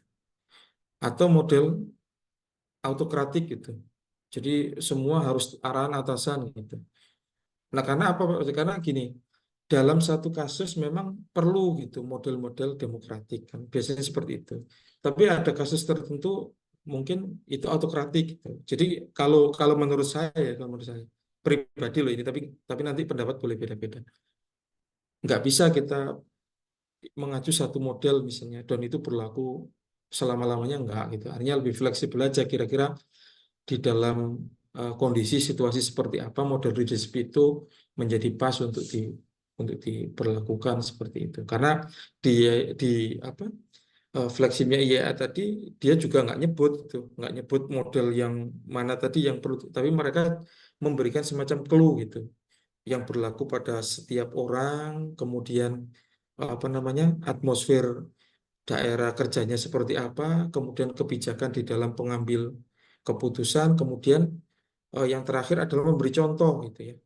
Karena leader itu memberi contoh sebenarnya gitu. Kita nggak bisa ngomong kita good leader gitu, tetapi kita sendiri nggak memberikan contoh yang baik ya. Ya percuma gitu ya. Kita sama aja ngomong sama tangan kan kayak gitu. Istilahnya ya sia-sia gitu. Artinya leader di sini yang diminta di GSR 42 itu tidak hanya teori kayak gini enggak, tetapi sudah lebih organisasi itu harus demonstrate. Jadi kayak menunjukkan gitu. Karena leadership itu bukan teori gini tapi semacam demonstrasi ya, menunjukkan terkait leadership itu. Nah, salah satunya dalam memberikan contoh tadi gitu. Misalnya kita sebagai katakanlah PPR gitu ya, PPR kita juga leader ya, for safety tapi for safety. Nah, di lingkup tanggung jawab kita misalnya kan kita pengawasan daerah kerja, keselamatan personil dan seterusnya gitu, termasuk penggunaan APD misalnya gitu misalnya. Kita meminta masyarakat atau teman-teman sekitar kita tertib gitu menggunakan APD gitu ya, karena kita ngerasa leadership for safety penting gitu.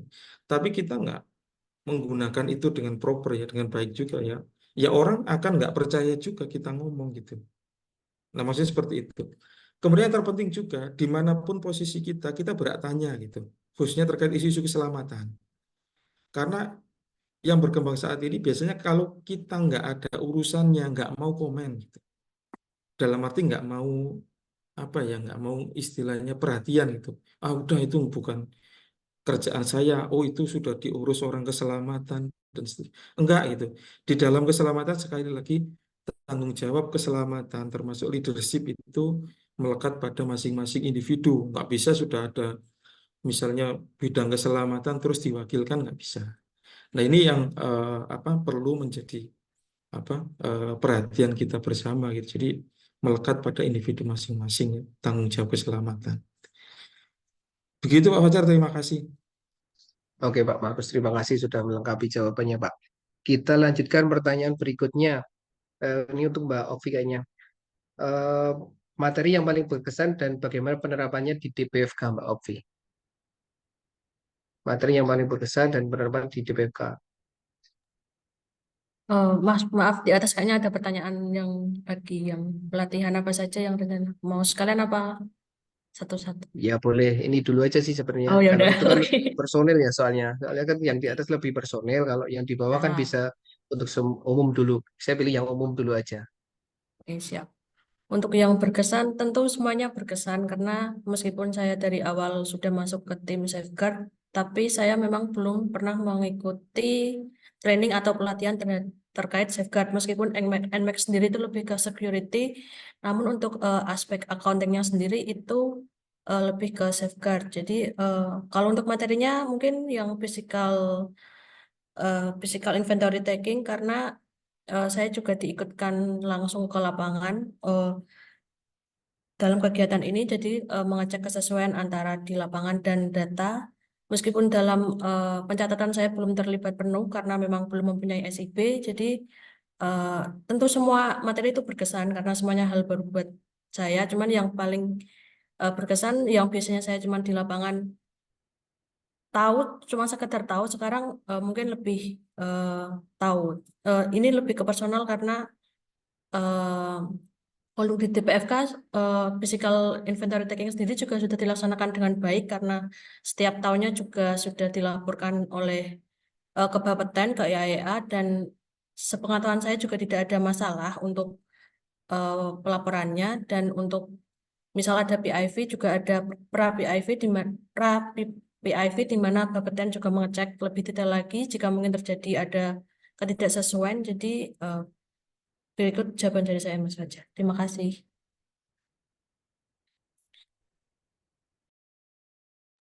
Mas maaf Kak, masih di mute kayaknya. Oke, makasih.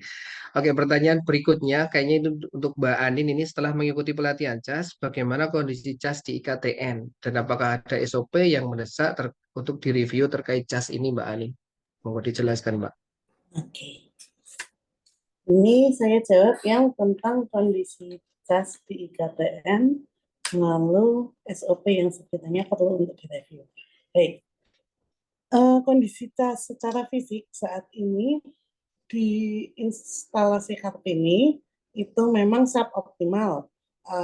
Semua peralatan bekerja, banyak peralatan bekerja dengan baik, tetapi memang peralatan itu kan lama-lama menua dan belum ada update, dan juga posisinya secara fisik itu cukup melelahkan bagi petugas karena kami kan tidak punya integrated alarm system, jadi semua informasi itu jadi satu tumplek bahasa Indonesianya apa ya, semua terpampang sehingga membuat petugas CAS kurang bisa untuk memfokuskan perhatian pada salah satu. Jadi harus lihat sini, harus lihat sama mana, dan juga ada layar yang tidak menghadap ke petugas. Jadi ada yang di sebelah sisi samping. Jadi harus gini. Dan saat ini layarnya kalau kata salah satu pegawai yang pernah melihat kondisi CAS itu petugasnya seperti masang plafon. Karena harus bahasa Indonesia, mendengakkan kepala saat melihat atau melakukan monitoring secara berkelanjutan. Jadi memang saat ini secara fisik kondisi CAS berjalan tetapi suboptimal. Nah, saat ini sudah ada rencana dari DPFK untuk memperbaiki CAS di IKTN, perbaikan layout, pembaruan alat dan lain sebagainya. Tetapi memang ini untuk pelaksanaannya memang ditunggu dulu, karena kan memang mungkin itu di level subkoordinator, di level koordinator, bukan di pelaksana seperti saya. Untuk SOP yang sekiranya dapat direview ulang terkait CAS, SOP yang dapat direview ulang itu salah satunya SOP pelaksanaan CAS yang saat ini kami sedang kerjakan di IKTN. Jadi pelaksanaan CAS itu memang sudah ada SOP-nya yang level 3, yang level administrasi. Tetapi untuk level untuk level teknis, seperti apa yang harus diklik, apa yang harus dibagaimanakan, itu memang sedang kami kerjakan. Lalu seperti jika ada tampilan ini, apa yang harus dilakukan, ya lebih ke teknis untuk operasional sehari-hari. Jadi saat petugas bingung, ada SOP sebagai panduan bagi mereka. Jadi mereka nggak harus tanya ke subkoordinator, nggak harus tanya ke teman-teman, jadi lebih cepat prosesnya nanti kerjanya. Kira-kira seperti itu Bapak, masalah terkait kondisi CAS di IKTN saat ini. Mungkin ada tambahan pertanyaan saking Pak Fatmo. Mungkin Pak Anies ada mau yang ditambahkan pertanyaannya Pak? Kalau belum ada mungkin saya ini Mbak. Kan tadi ditanyakan bagaimana kondisi CAS ya di IKTN. Nah, ada nggak sih sebenarnya requirement atau persyaratan-persyaratan CAS di suatu fasilitas nuklir, katakanlah kalau kita punya reaktor seperti reaktor nuklir Kartini itu minimal CAS-nya harus memiliki ini, fitur ini dan sebagainya, itu ada nggak kayak gitu peraturan atau persyaratan-persyaratan yang harus dipenuhi? Kalau peraturan dan persyaratan yang harus dipenuhi itu ada di Perkap Bapeten nomor 1 tahun 2009. Dan saat ini karena reaktornya itu level 3, persyaratan yang dimiliki oleh IKTN memang sudah cukup, bahkan lebih dari cukup dalam beberapa sisi. Tetapi memang yang harus diperhatikan ya apa ya, memang proteksinya itu sesuai level ya Bapak Ibu. Jadi mungkin kalau yang level 1 seperti yang di Serpong, mungkin requirement-nya bakal lebih sulit untuk dipenuhi, lebih banyak yang harus dipenuhi, kira-kira seperti itu.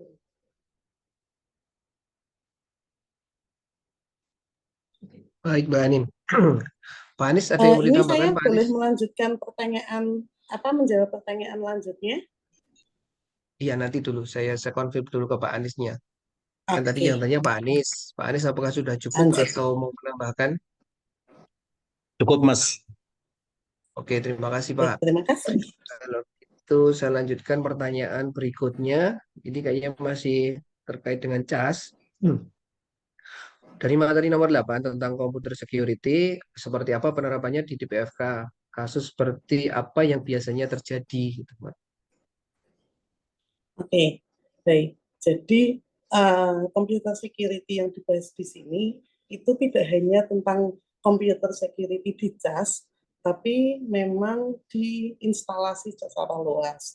Kalau untuk di DPFK, memang DPFK itu kan tidak mengelola seperti network arsitektur dan lain sebagainya. Terus CSIRT itu kan juga sekarang di Pusdatin.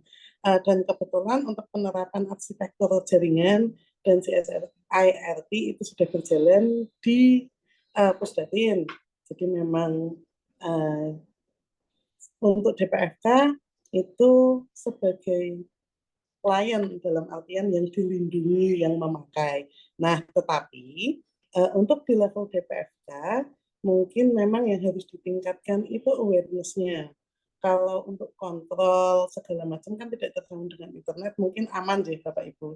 Tetapi awareness tentang bagaimana pembatasan akses terkait dokumen-dokumen tertentu, terutama yang memiliki soft file, karena sekarang kan sampun soft file sudah soft file semua, seperti itu.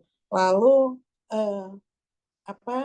penentuan klasifikasi, kira-kira apa yang rahasia, kalau rahasia seperti apa, dokumen apa saja yang sekiranya termasuk rahasia dan pengamanannya harus seperti apa.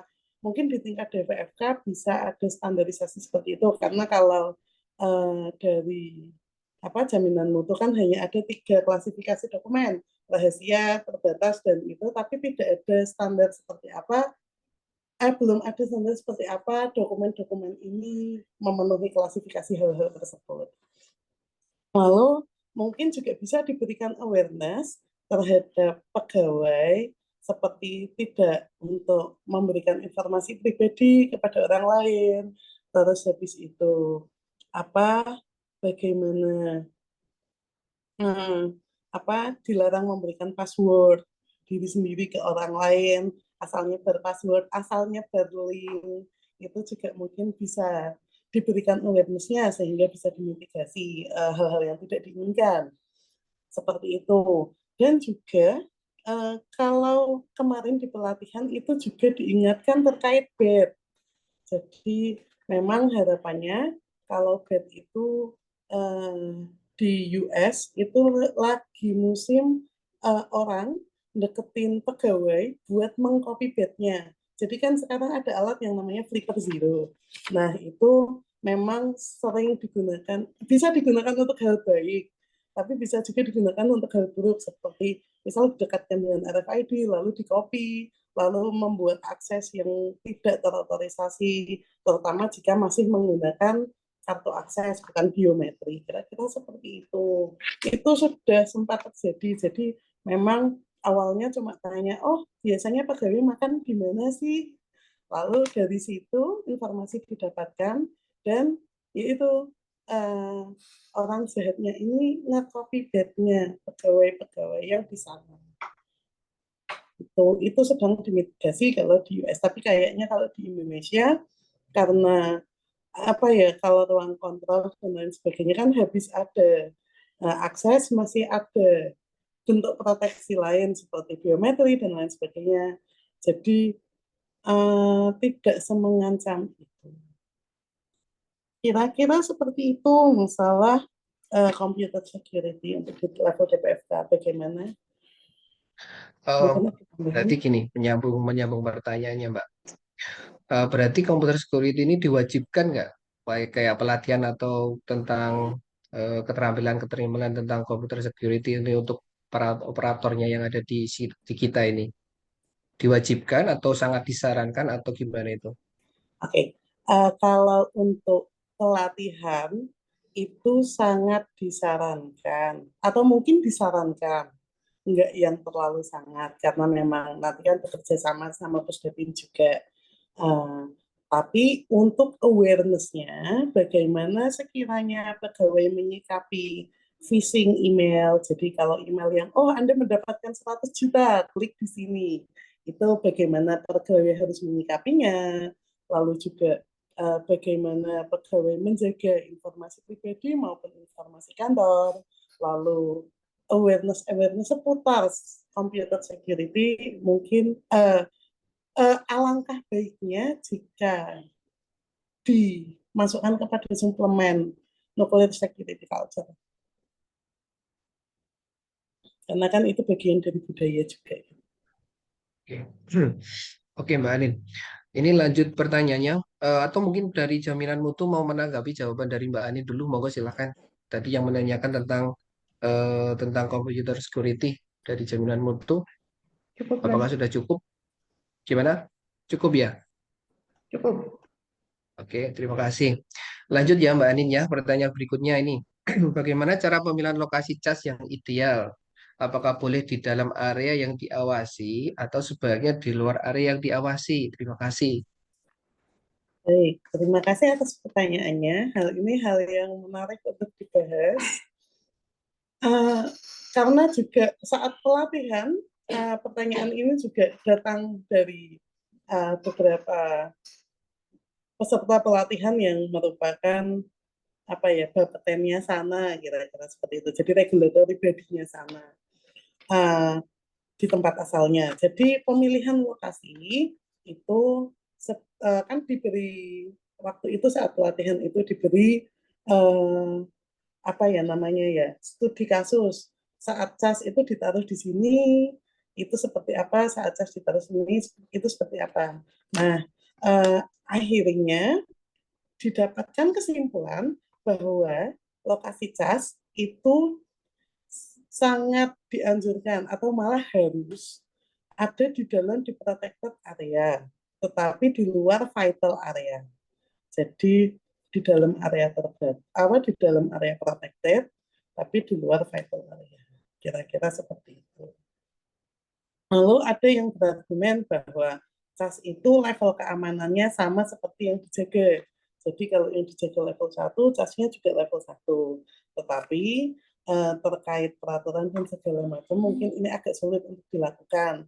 Dan saya secara pribadi merasa bahwa asal sudah memenuhi Perka Bapeten nomor 1 tahun 2009, anjuran yang ada di situ itu sudah mencukupi. Alangkah baiknya kalau lebih baik, tapi sudah mencukupi jika mengikuti aturan yang ada di situ.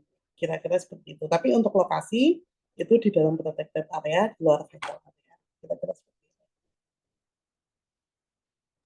Oke Mbak Anin, terima kasih. Mungkin ada tanggapan dari Mas Herjuli selaku penanyanya. Gimana Mas Herjuli jawaban dari Mbak Anin?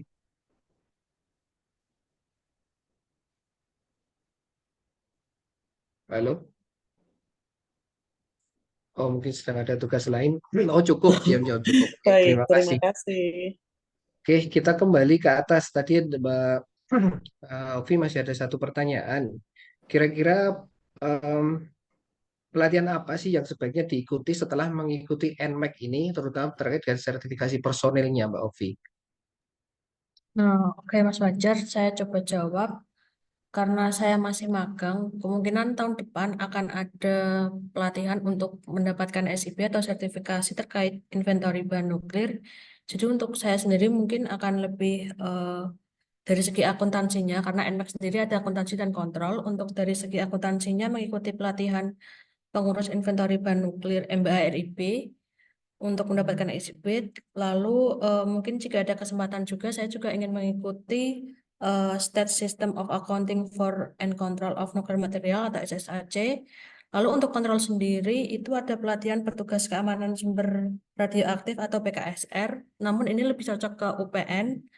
Namun untuk saat ini saya belum tahu di Jogja apakah ada yang mengikuti pelatihan tersebut atau belum. Mungkin Mbak Anin atau Pak Salam atau Mas Fajar bisa memberi tanggapan. Terima kasih. Oke, Mbak Anin. Begitu Pak Anies nanti jawaban dari Mbak Okvi terkait keberlanjutan tentang pelatihannya ya. Untuk kedepannya setelah mengikuti NMAC, sebaiknya pelatihan apa yang diikuti berikutnya, ada pelatihan apa bahan nuklir ya Mbak Okvi ya. Dan apa tadi Mbak selain bahan nuklir tadi? Nuklir. PKSR, pelatihan petugas keamanan sumber radioaktif. Oh iya, petugas sumber radioaktif. Oke. Begitu Pak Anies. Mungkin dari peserta lain ada yang mau disampaikan pertanyaan lain, monggo silakan kita masih punya banyak waktu ini, silakan, monggo.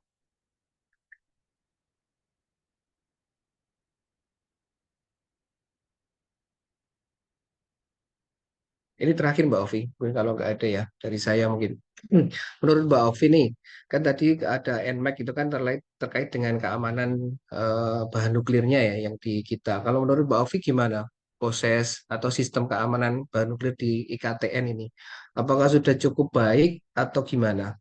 Atau masih ada yang perlu disempurnakan atau gimana menurut Mbak Ovi? Kalau saya sendiri kan ada di area vital, maksudnya di dalam reaktor.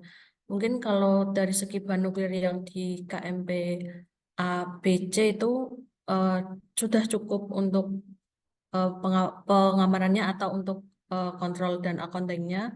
Namun kan ada yang di luar area atau di luar reaktor itu mungkin karena sekarang kan udah CWS banyak orang yang nggak dikenal. Sebenarnya saya yang nggak kenal yang masuk dan karena eh, semakin besar areanya jadi dan ada juga pegawai yang di luar reaktor seperti di gedung 7 itu kan juga masih ada bahan nuklirnya, mungkin lebih ke aksesnya ditingkatkan lagi untuk personel-personel yang dapat masuk ke protected area. Ya ini lebih ke sebenarnya kalau bilang cukup nggak akan cukup karena improvement juga selalu dibutuhkan jika misal ada perubahan dan kita juga nggak tahu setelah ini ada perubahan apa lagi karena begitu cepat perubahan yang terjadi di IKTN ini. Itu Mas Fajar. Berarti sampai sejauh ini masih dianggap cukup gitu ya menurut Mbak Ovi? Cukup namun bisa lebih ditingkatkan lagi. Kalau saya kan saya kan masih di reaktor jadi kayak misal aksesnya juga seperti dikatakan Mbak Anin ada biometriknya, jadi untuk masuk reaktor sendiri itu nggak sembarang orang. Namun untuk akses yang di luar pagar kuning, di dalam pagar kuning tapi di luar reaktor itu yang mungkin bisa ditingkatkan lagi, terutama untuk aksesnya. Oke, terima kasih Mbak Ovi atas jawabannya. Dari Bapak Ibu, saya beri kesempatan sekali lagi bila mana ada yang menyampaikan pertanyaan, monggo silakan. Jika tidak, mungkin kita akan cukupkan presentasi kita pada pagi hari ini tentang eh, materi-materi pelatihan yang pernah diikuti oleh personel di DPFK ini. Saya ucapkan terima kasih kepada Pak Marus, Mbak Ovi, dan Anin. Mari kita beri aplaus untuk ketiganya. Terima kasih sekali lagi. Semoga yang disampaikan ini bisa memberikan pemahaman baru, pengetahuan baru bagi kita, dan kita bisa lebih bermanfaat untuk institusi kita. Saya kira cukup dari kami. Bila mana banyak kesalahan dalam menyampaikan atau memandu acara presentasi ini, kami mohon maaf yang sebesar-besarnya. Untuk itu kami tutup. Assalamualaikum warahmatullahi wabarakatuh. Waktu kami kembalikan ke pembawa acara. Monggo Mbak Mutia. Terima kasih. Terima kasih Mas Fajar dan juga tiga materi kita pada hari ini, Pak Mahrus, Mbak Okvi, dan juga Mbak Anindya, dan juga Bapak Ibu semua yang sudah berpartisipasi secara aktif dalam diskusi kita dari pagi sampai siang hari ini. Luar biasa Bapak Ibu, terima kasih banyak atas partisipasinya. Dan sampailah kita pada penghujung acara.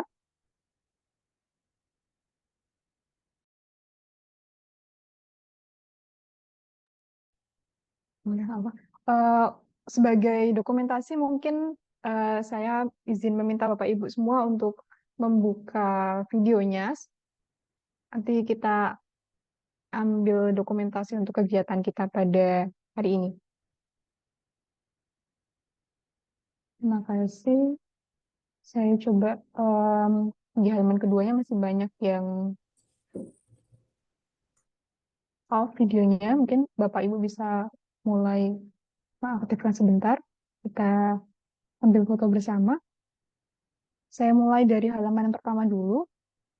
1, 2, 3. Lanjut ke halaman kedua. 1, 2, 3.